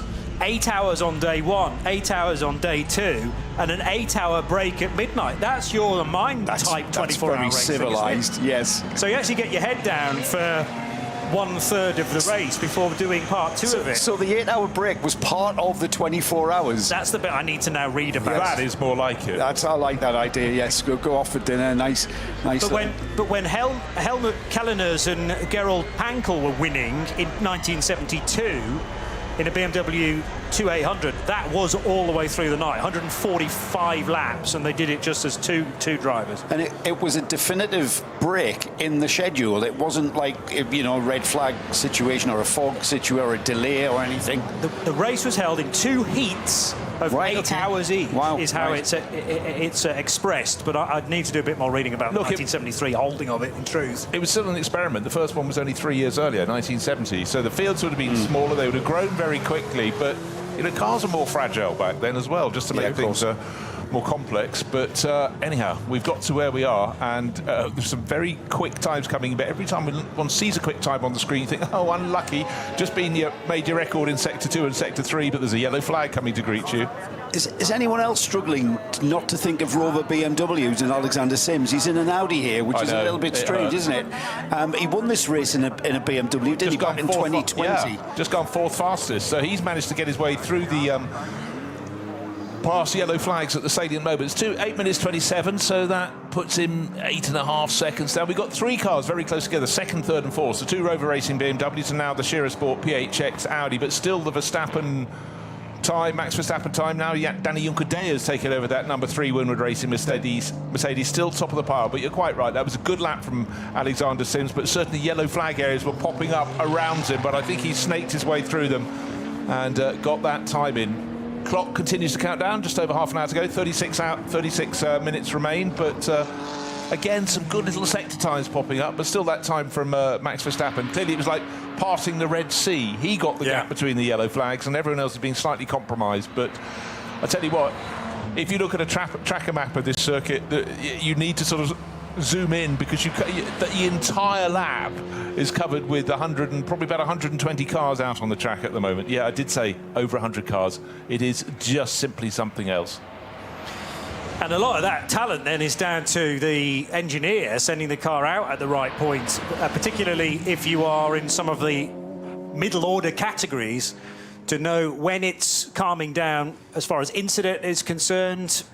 Speaking of which, the Ferrari comes through now towards Tiergarten, and there was an ADAC wagon in behind that it needed to outbrake and go around just underneath Antonius Bucher, the little left-hand kink with the bridge. Now back onto the start-finish straight, and the 45 numbered Ferrari with Thomas Neubauer at the wheel. That's another qualifying car. He's the 5th of the cars we were planning to mention who've got through to top qualifying 3. Code 60 out around the circuit, but also just wanting to point out that 3 cars in the top class. The number 786 Renazza Motorsport Lamborghini, the number 40 WSIS Racing Team BMW, that's the Z4, the lovely car from 2013, and the number 35 Walkenhorst Motorsport Aston Martin. All they've done is out from the pits, back up, and then in the back entrance to the pits. They have not done a flying lap as yet. So we were talking about how what you really need is track time. You need to experience all these changing conditions, and for those three teams, they've not got anything on the board as yet. Fabian Schiller does an 8:35.9. This is a very cool liveried car as well, the Ravenol car that sits alongside the Verstappen Mercedes, should we call it, car number 3. But obviously there's a great deal of talent elsewhere within that car as well, including Danny Juncadella. But yeah, those two Mercs, the AMGs, were sitting at the front of the garage earlier in the day, looking resplendent. And you couldn't be forgiven for thinking they're not part of the same team, but they kind of are. Winward Racing prepared Mercedes. And he stayed 5th fastest because the car had been 8 or so seconds quicker than that. Still various incidents. Although, I have now at the bottom of my screen this message that says, green flag, track clear. So it sounds like all the yellow zones have now been withdrawn. And this is the time maybe to put a quick time in with 30-odd minutes still to go. But what we have some people might still have 6 minutes to go on the lap they're on. They've already been interrupted by yellow flags, so it takes a long time to come around. But anyhow, we'll go with green all round, and let's see what the target time might be by the end. So, yeah, 8 minutes, 18.5 seconds, the best so far. And that's from number 3 Mercedes. Bit of a practice session for us, this one, and I'm going to practice now having a rundown of all of our classes, which we were bringing you in the race. We're bringing you up to date with the class leaders through quite a lot of classes that we have here at the Nürburgring 24 hours. And Daniel Lloyd, if you check out the Race Car Engineering website, Daniel Lloyd does an absolutely brilliant breakdown of all of the classes that are going to be competing here in this event. So check that out. It's on Race Car Engineering's website. So down in 115th position is the V5 leader. That's car 440 with Bormisch at the wheel. The first of the Max Kreuzer Racing with Max Kreuzer at the wheel, I believe. That's car number 10. They're down in 107th. They are leading the SP3T class. More details of what these classes mean as well coming later on the day, later on the weekend. 101st place, SP8T. That's the number 59, Duo Motorsport. Veishar at the wheel of that car.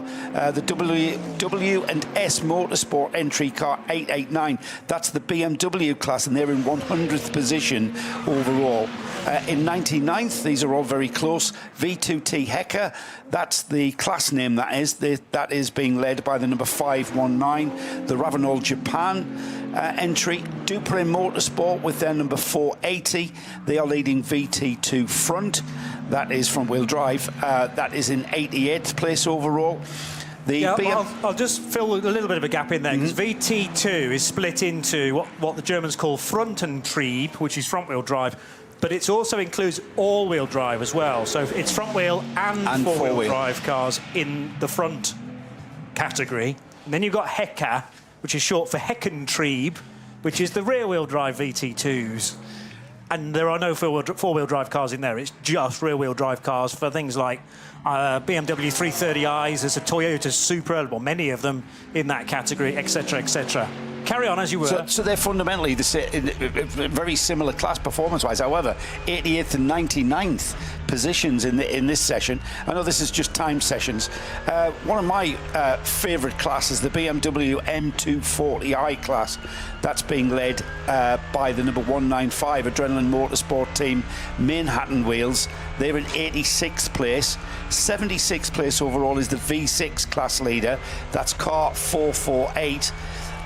In 63rd place, the SP Pro class, being led by the 992 numbered Manthey car. The number 91 Rita Engineering, that leads SP7 in 59th place overall. The TCR class is being led by the number 830, the Hyundai Motorsport Elantra.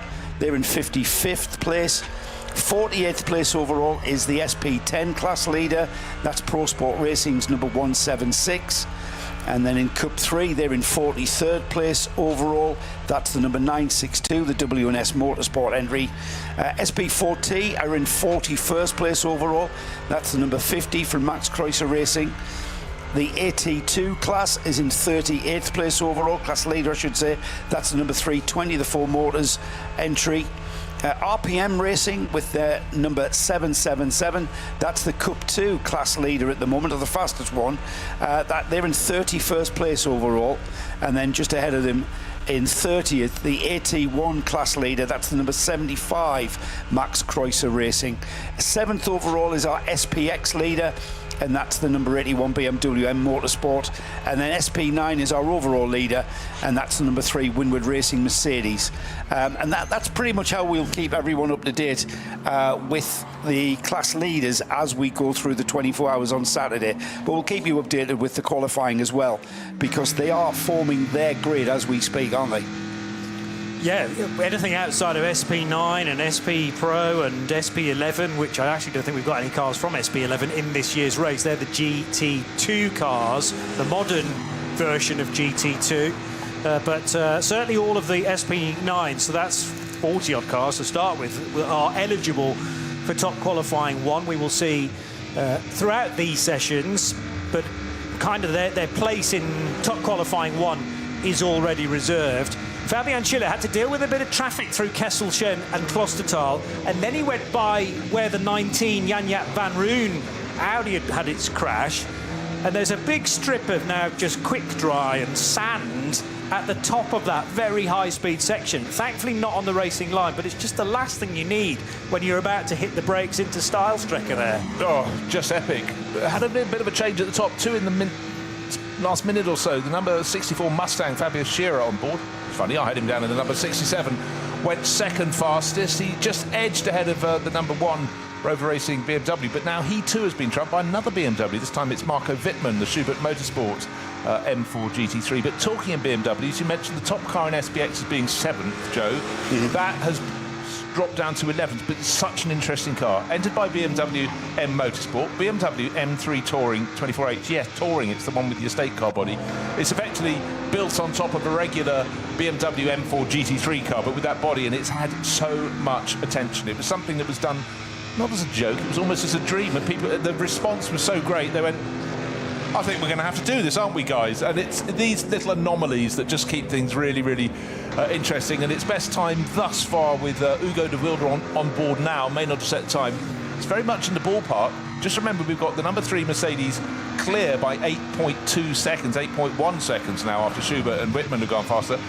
But that touring body one, it's only 2 seconds further back. So right in the meat of the battle. It's got a very good lineup as well. That's Jens Klingmann, Hugo de Wilde, Conor de Filippi, who seems to have been a BMW Works driver for at least 20 years, and Neil Verhagen, who knows this circuit better than any of them, because he did 3 seasons at least with the BMW junior team along with Dan Harper and Max Hesse, and so he has a lot of track time here. Not that De Filippi's not got a lot, but not in terms of the last year, doing about 6 races a year here on the Nordschleife, including the 24 hours, means Verhagen, who just seems to get better, is very much one you should watch out for. This race has always attracted anomalies and novelties, hasn't it? The Opel Manta, most recently, with the foxtail on the aerial on the roof, that car hasn't been around for about 3 years now, if I remember rightly. Car's going very slowly now past the pits into what I suspect is a slow zone onto the Grand Prix striker, into the chicane that starts the lap overall. However, I haven't got any signs. So the number 65 is showing on driver's right, just as you go into the chicane.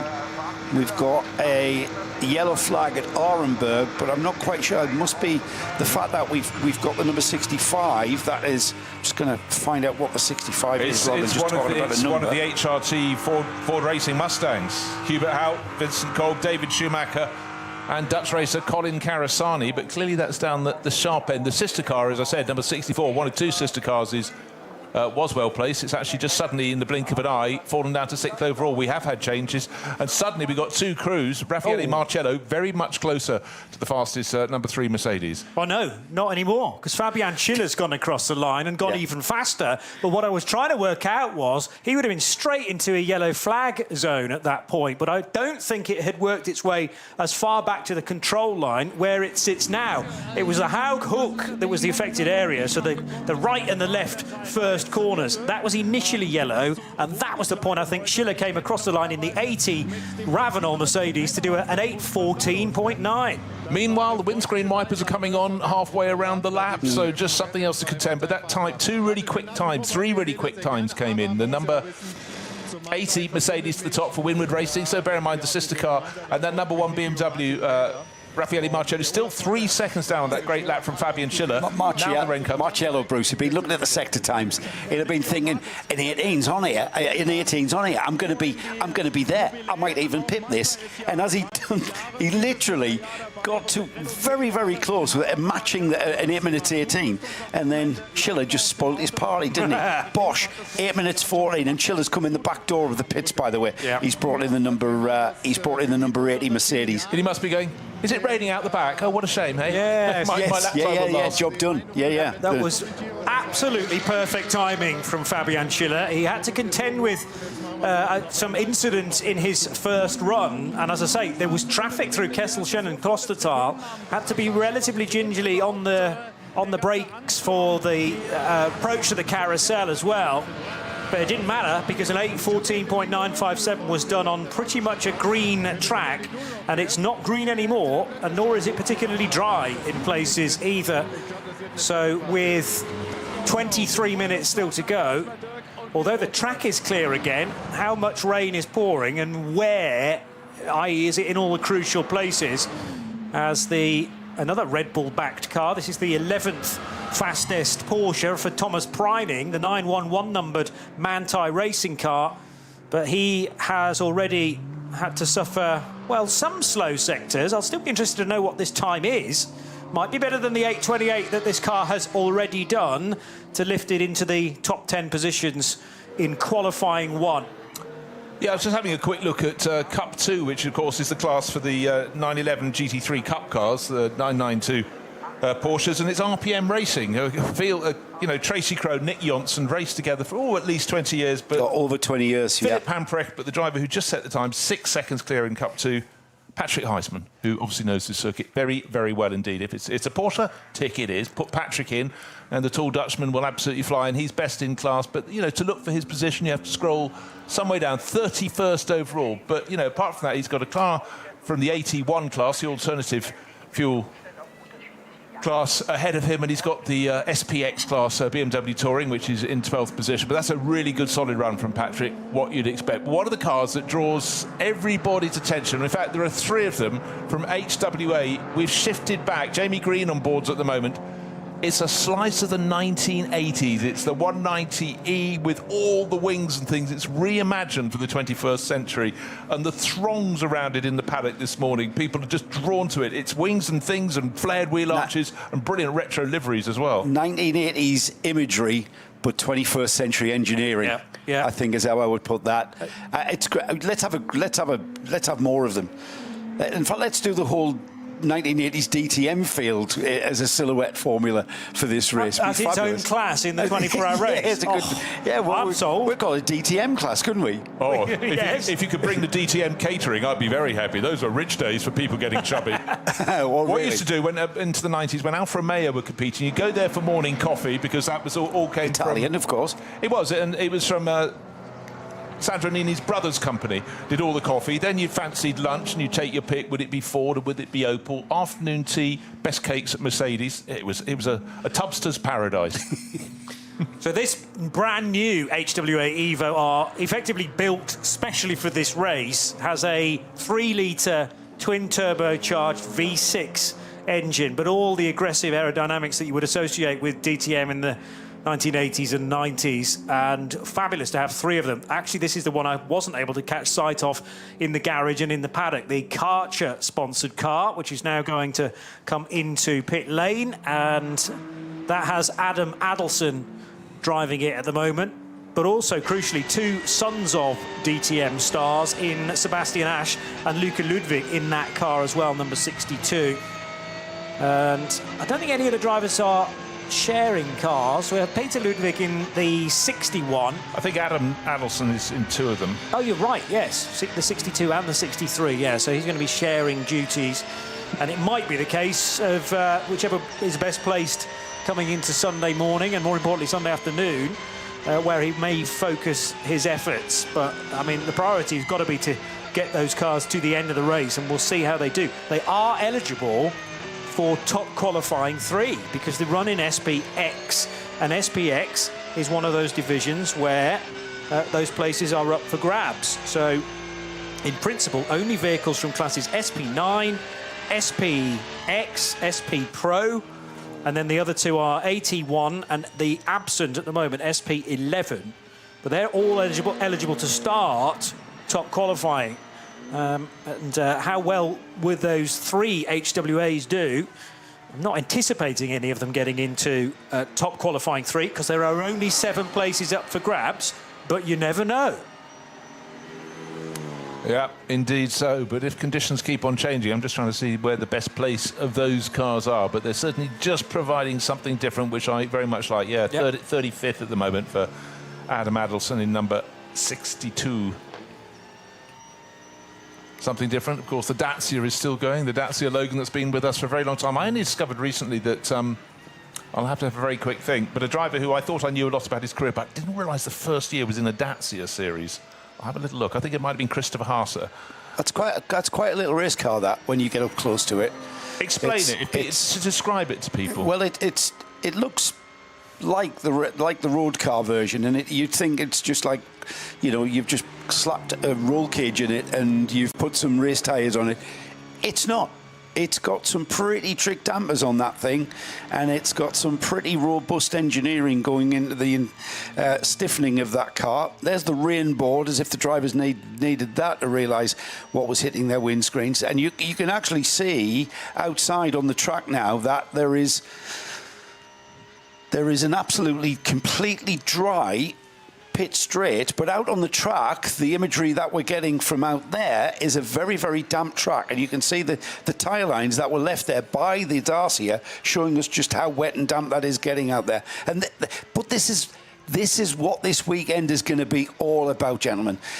Everybody that is going to be watching this race is going to be intrigued. Just the wet lines now that are appearing, these cars are on slick tyres, so they're absolutely tippy-toeing around the Nordschleife. It's called the green hell. It's the green wet hell at the moment, though, Bruce. It is, but yet, literally, as you were saying there, it's a part of the circuit where the cars are in sunshine. There we go, 25 kilometres. You could fit all of this in. Just going back, it was indeed Christopher Haase. 2006, he raced in the Dacia Logan Series. Following year, ADAC GT champion. Oh, he's quite good.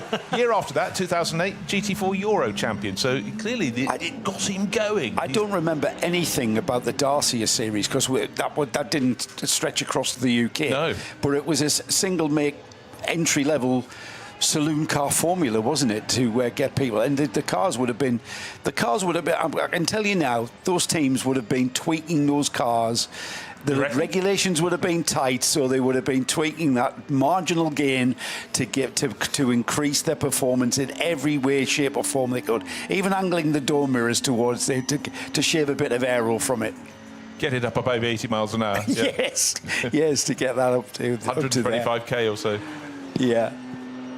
But there's some very interesting sort of entry levels for a lot of now very well-known GT drivers. I remember Kelvin van der Linde, he's a former VW Sirocco Cup champion, probably did many races around here as well. We have Siroccos, I'm sure, in this year's race in some of the lower categories. A couple of moments ago, at a very wet Tiergarten, one of the Porsche Caymans just taps the barrier, but unable to steer, understeering totally to the left and into, thankfully, a tyre wall that is relatively deep, and it has one of those rubber belts across it as well, so you can just use it almost as a snowbank in the Swedish rally, bounce yourself back onto the track. There's no option to pit coming out of that final sequence of chicanes in this format of the weekend. That's why nobody's peeling off to the regular pit lane. You have to do a full lap of the Grand Prix circuit and go in then via the Grand Prix entrance of pit lane, because as you can see, it's coned off. And what that does give you the option to do is actually circulate on the Grand Prix track endlessly if you wish. Just go round and round and round before you're brave enough to go to the hats and back. I wouldn't do that right now because the rain is pouring. The rain has arrived on the pit straight. You know, literally a second ago, as you heard me describe, looked outside, there was no rain, the track was dry. That looks a little bit hail and sleety, actually, gentlemen. That there was a bit of hail. Yes, when I was walking around the paddock earlier on. Oh, yeah, there was definitely hail that cars. was stinging my face. Yep. But that looks... I'm not sure it is. I'm trying to see if it bounces off the ground, and I can't from here. But it's definitely wet. We can see that. It's definitely wet now pretty much everywhere on this track. It is. I mean, I would just say, when I just smiled at you and said, look, you know, part of the circuit was in sunshine a few moments ago. Then we had the Porsche going off at Tiergarten, which is the final sequence of corners onto start-finish straight. You look out the window, the rain is now here. And as cars go down the start-finish straight, they're looking at relatively bright sky straight ahead. There's a big ominous cloud on the left-hand side. But in fact, it is definitely sleet at the moment. When the raindrops or the sleet drops are hitting the window, there's a big explosion. And we've got hail down at the first corner as well. So you're getting the lot. It's like a spring day in Norfolk. You're coming off the Dottingham straight.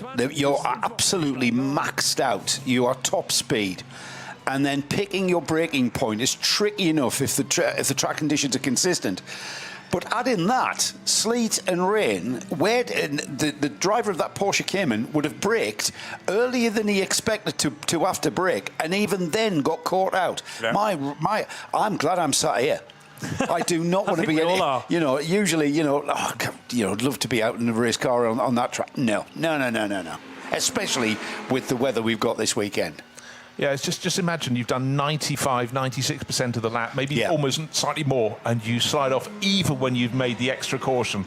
But, you know, it's moving through. That's the thing. It's not going to stay for long, but what will stay for a while is the track will be greasy, but already parts are back into much brighter weather. Interesting faces. A new face this year at the top level is Patricia Stalizzani, who's racing Conrad Motorsport Lamborghini and... again, stepped up to the Nürburgring Langstrecken series to get experience, but it's nice to see some people pitching in towards the top level of the sport. And for Conrad Motorsport, they've been coming here forever and a day. And she's sharing with Christian Engelhardt and, hugely experienced German racer, Pavel Lefterov, a Bulgarian who's been, competing in GT4 upwards for a good decade. And Maximilian Paul, if it's a Lamborghini, he races it, and he's here. But Patricia... she did GT4 about 5-6 years ago, then had a bit of a gap. But GT Tyre, they've always been entering cars in these events for all-female crews. So she came to compete in that. And then she did a bit of... this is a series for you, Johnny. The NXT Next Gen Cup for mini-bodied electric junior touring cars. Sounds quite good to me. Yeah. I don't mind a bit of touring car racing. The electric touring car racing, I could be sold on it. It's just nightmarish, though, on the Grand Prix track. I was starting to think, why has Patricia been brave enough to go onto the hats and back? Then when she was down at Arenberg, it was beautiful sunshine, and it was like a different season, let alone a different day. So you can get good data if you're not on the Grand Prix track. But this is why the pit lane is just as busy as it is, because I look down the left-hand column of the top, let's say 20 cars in the session, and most of them read the word pit, because clearly the guys that have been setting the pace in the early part of qualifying one see no value in circulating on the Grand Prix track and potentially crashing the car in the very first session of the week. You're going to take advantage of getting some wet tyres scrubbed in as well during these sessions. They work better. Taking us back to single-make formulas and single-make series, I want to say hello to Matt Kelly, who's listening in. Matt, you might be familiar with Matt Kelly in the Tuscan series, as well as he's going to now remind me which other single-make series Matt did, but Matt was one of those lunatics in that Tuscan series. It was a fantastic series. I mean, some tip-top drives, but the cars in their own right, they were hairy, they were scary, and they were blinking fast. Yes, absolutely. Great racing. And hello to our former colleague, Shea Adam, who's watching with Sebastian Bourdais at home and enjoying the coverage of this race. Sebastian hasn't done this race. Has he any fancy to? Shea, tell me. Is he nodding, or is he going, no chance? He's probably just seen the weather over the last 5 minutes. Exactly. That is the clincher. Yeah. I'm busy. He's acclimatised to Florida weather these days. Yeah, well, he was in action only last weekend in the 6 hours of Spa, so could have stayed in this part of the world. It's only 90 minutes down the road. Yeah, that's true. Organise a last-minute drive. Seb, come on. Yeah, we'll have you next year. Yeah, we'll get you a seat. So the 47 Mercedes is chucking up a load of spray now on the Grand Prix track. This is Jesse Krohn, so was in the winning lineup last year for Rover Racing BMW, but moves across to KCMG in their AMG GT3 car, just on an 8:31.958. Actually, that might have been a little while ago, depending on how good the conditions are on the Nordschleife. And cars such as that, driven by Patricia Stalazzana, finding that out right now. And she's in the Conrad car, so I can tell you that she's just on the rather short Sector 6.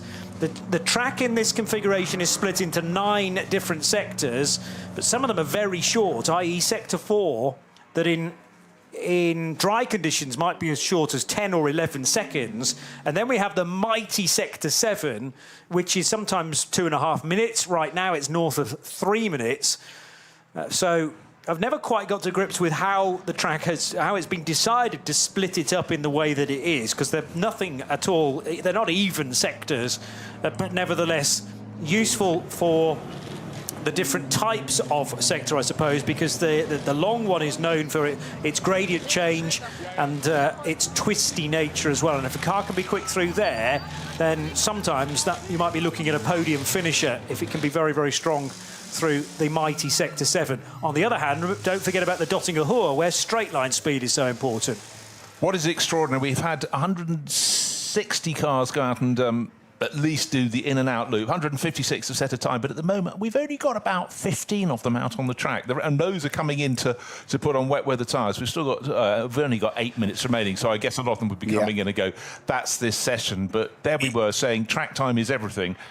But when you get this in, and you just haven't got a chance to really go out and do one lap on wet tyres. Well, you're looking at the sky as well, Bruce, and those black, literally dark black clouds looking very ominous out there on the track. The ponchos are out, the plastic raincoats are coming out. There's people sheltering and having the odd beer or two, no doubt. That's a constant, really, isn't it? It's still flowing, yeah.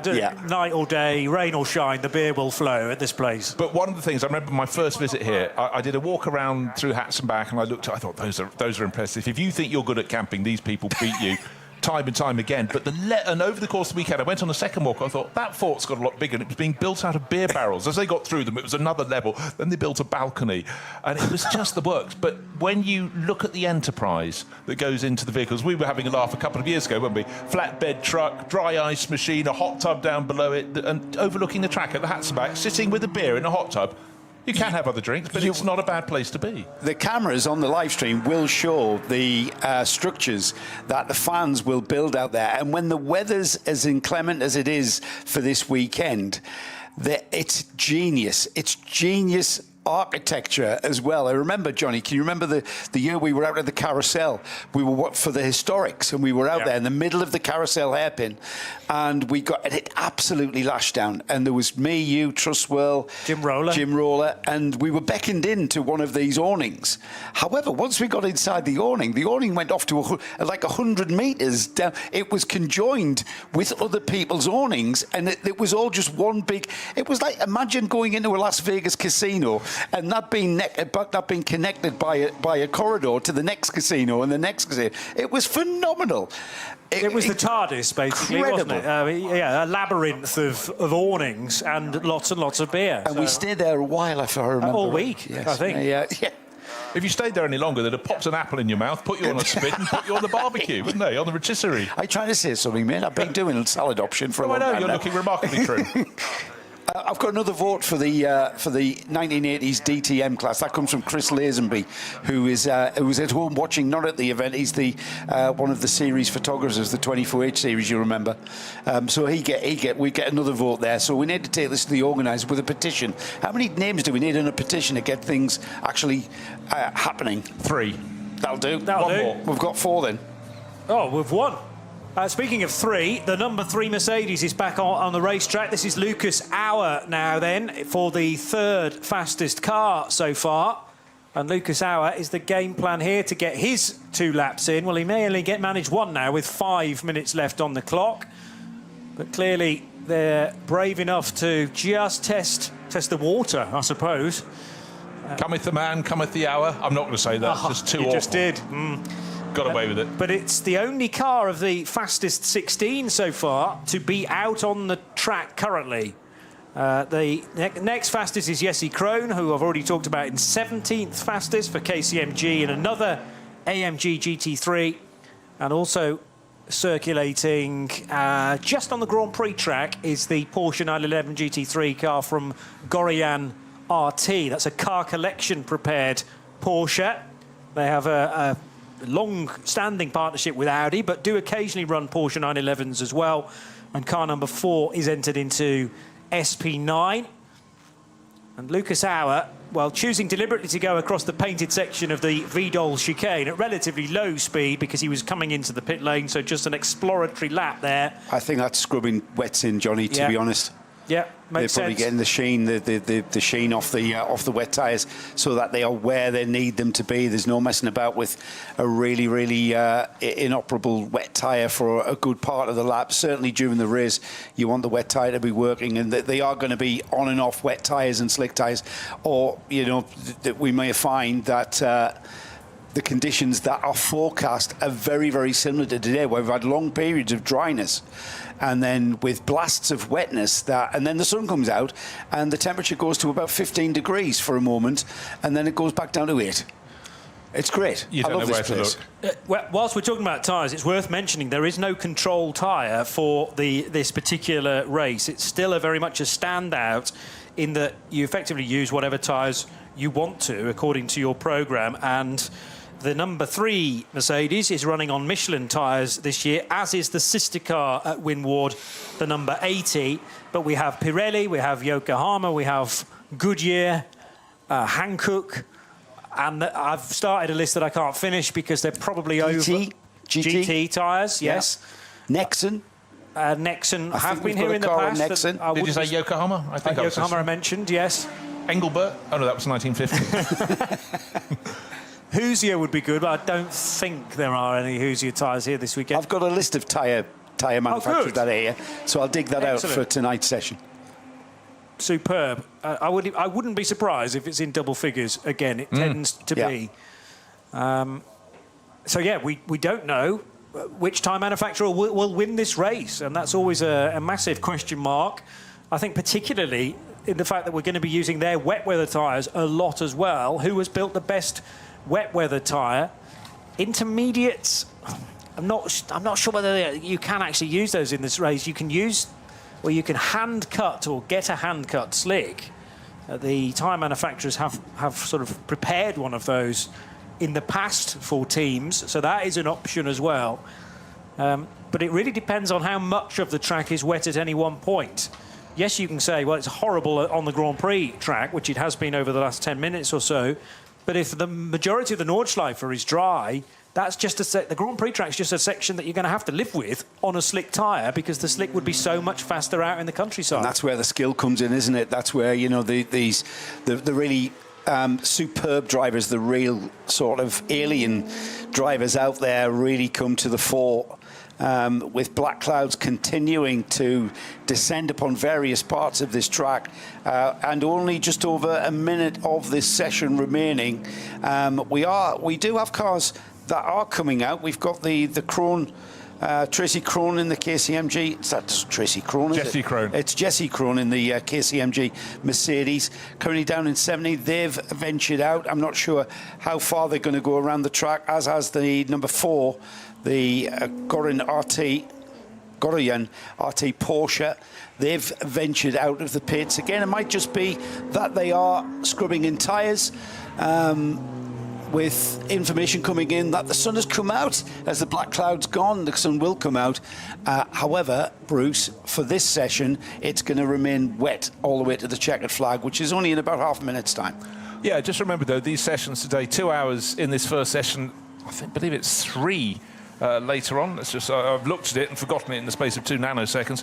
But for the drivers not in those top classes, these are their qualifying sessions that will confirm their position on the grid. So plenty to fight for, but obviously at the moment they're not going to be able to improve for the remaining, what have we got there? Oh, well, 12 seconds. Of course, some cars might be taking another 10 minutes beyond that to complete a lap, but most people not. The second qualifying session, 3.5 hours. So don't worry, if you've got 4 drivers to get through, you have time to get out. But of course, by then, 8 o'clock this evening, it will be going towards darkness. Not got there yet, but most of the running is going to be in the night time.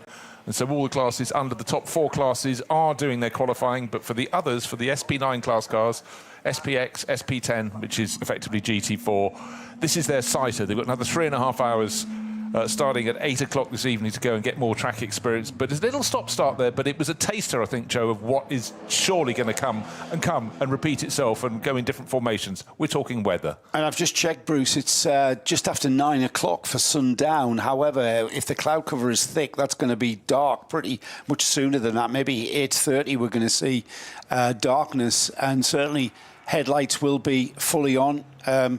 Lighting checks, of course, to take place whenever we've got any dark running. That's quite a vital part of running in these nighttime practice sessions. You need the lights to work in different ways here at the Northside because of the undulations. You need we've got light bars that the teams attach to the cars. Certainly in the lower classes, that will be angled at different angles. For looking down the track for when you come over those brows, you can see. And we talked about the concentration level needed to do this race. The concentration level is even heightened to an even further extent when darkness descends and you are just dealing with lights, and it's red lights coming at you at a different rate, denoting the car being slower than you, and lights from behind, well, they just look the same. They're just glaring in your mirrors. You can't differentiate who's who, and it just becomes an upset, and that's why I like sitting here. Yeah. That is why I like sitting here for this race. The level of concentration in dry conditions is one thing. Yeah. But in mixed conditions, I honestly, you have to take your hat off them. I mean, my night vision isn't what it was, that's for sure. But that's why the best want to come and prove their mettle here.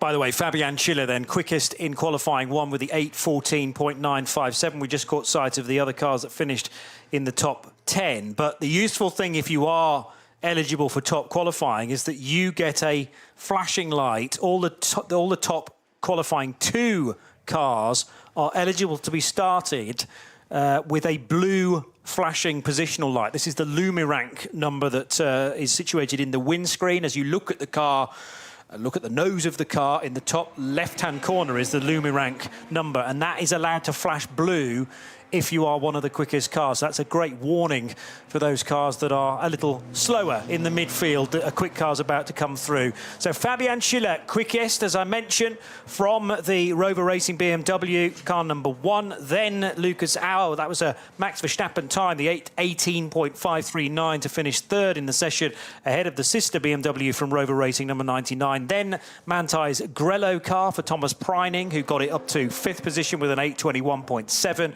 Ahead of Marco Mappelli's Red Bull Team Apt Lamborghini Huracan. Schubert Motorsports BMW for latterly Marco Wittmann, number 77, was 7th fastest. Ahead of David Schumacher's HRT Ford Racing Ford Mustang, number 64. Then we had the Shearer Sport PHX Audi R8 LMS for Ben Green.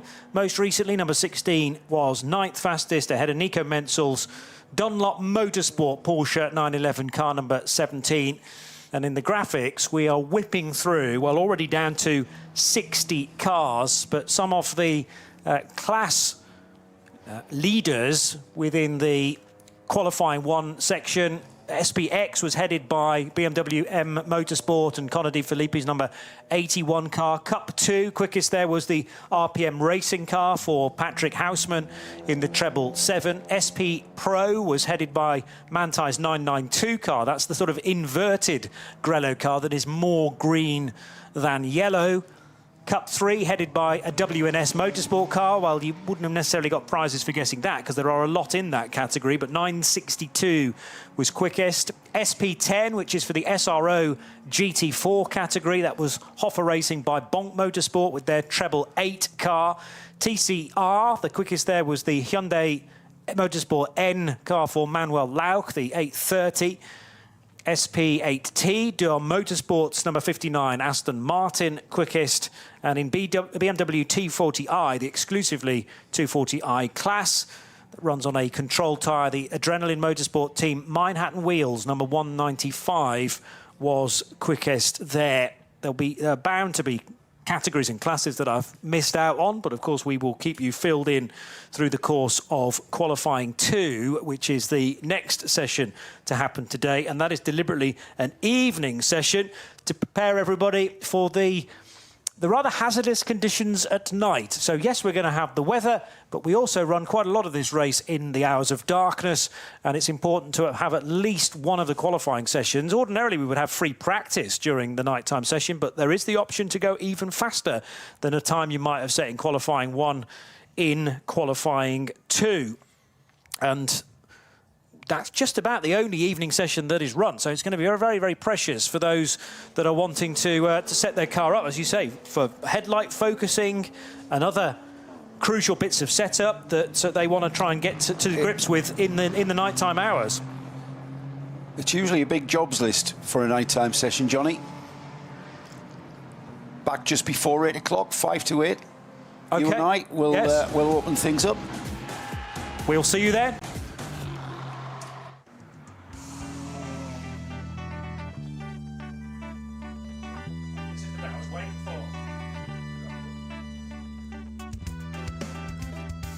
So quite a session in qualifying 1, which began at 1:15 this afternoon, a couple of hours running, and everyone realising on the radar that the wet stuff was going to hit probably after half an hour or so. So important to get cars out as quickly as possible. And amongst those, the Ravenel number 80 Mercedes, but it wasn't long before this car encountered some incident as it tried to make a move on the Red Bull Lamborghini down at Style-Strecker, and Fabian Schiller would get on board that car later on. Conrad Motorsport early on in the session caught up with what looked like an oil fire. The car would put in some laps though later on, so clearly that was extinguished, and the very, very hot components that were causing that cooled enough as Max Verstappen took charge of the number 3 Mercedes AMG GT3 to go at the time fastest with an 8:18.539. And he again having to choose his time wisely to get ahead of some other very quick cars out there. Discussion sadly being done well away from the pit lane for various runners that were involved in, well, another fire for the 900 Porsche. This the entry from Black Falcon in Cup 2, and Cup 2 having north of double-figure entries this weekend. I think that's going to be a hotbed of action for sure, and Cup 2 just has this knack of keeping a nose-to-tail fight going on for hours on end. The Dacia Logan also with a few laps under its belt. It runs in SP3T this year, and the 300 numbered car for Neumann certainly identifying its level and its opponents as well, which is sometimes tricky to do in a qualifying session. You're not always out, of course, with the cars from your category. Busy on the main straight as well, as Fabian Schiller eventually got on board the number 80 car that sits alongside the 3 in the garages. Both run out of the Winward Racing organisation. And Fabian Schiller timed his run to perfection through the best of the conditions. The rain had eased off. There was certainly a dry line developing, and he managed to pluck out from nowhere, it seemed, an 8:14.957, just as Raffaele Marciello did an 8:18.0 to go quicker than Max Verstappen, but a further 3 seconds clear was Fabian Schiller's Winward number 80 Mercedes. Thomas Preining tried his level best in Grello as well, celebrating a significant anniversary, but then the rain arrived. That icon on the LED screens tells everyone that it is officially a wet track, and therefore you can start to use your wet weather tyres. Who has got the best wet rubber here this weekend is the next question, because this is one of the very few races that remain in world motorsport where there is a huge mixture of different tyres. Falcon Tyre is another one that we didn't add to the list, although remember that Porsche outfit have sort of split their allegiances this year. The 44 car crossing the line, and where did that finish? Eventually in qualifying 1, Tim Heinemann taking it to 14th place with an 8:29.3. Little bit wide on the Grand Prix track for Lucas Auer.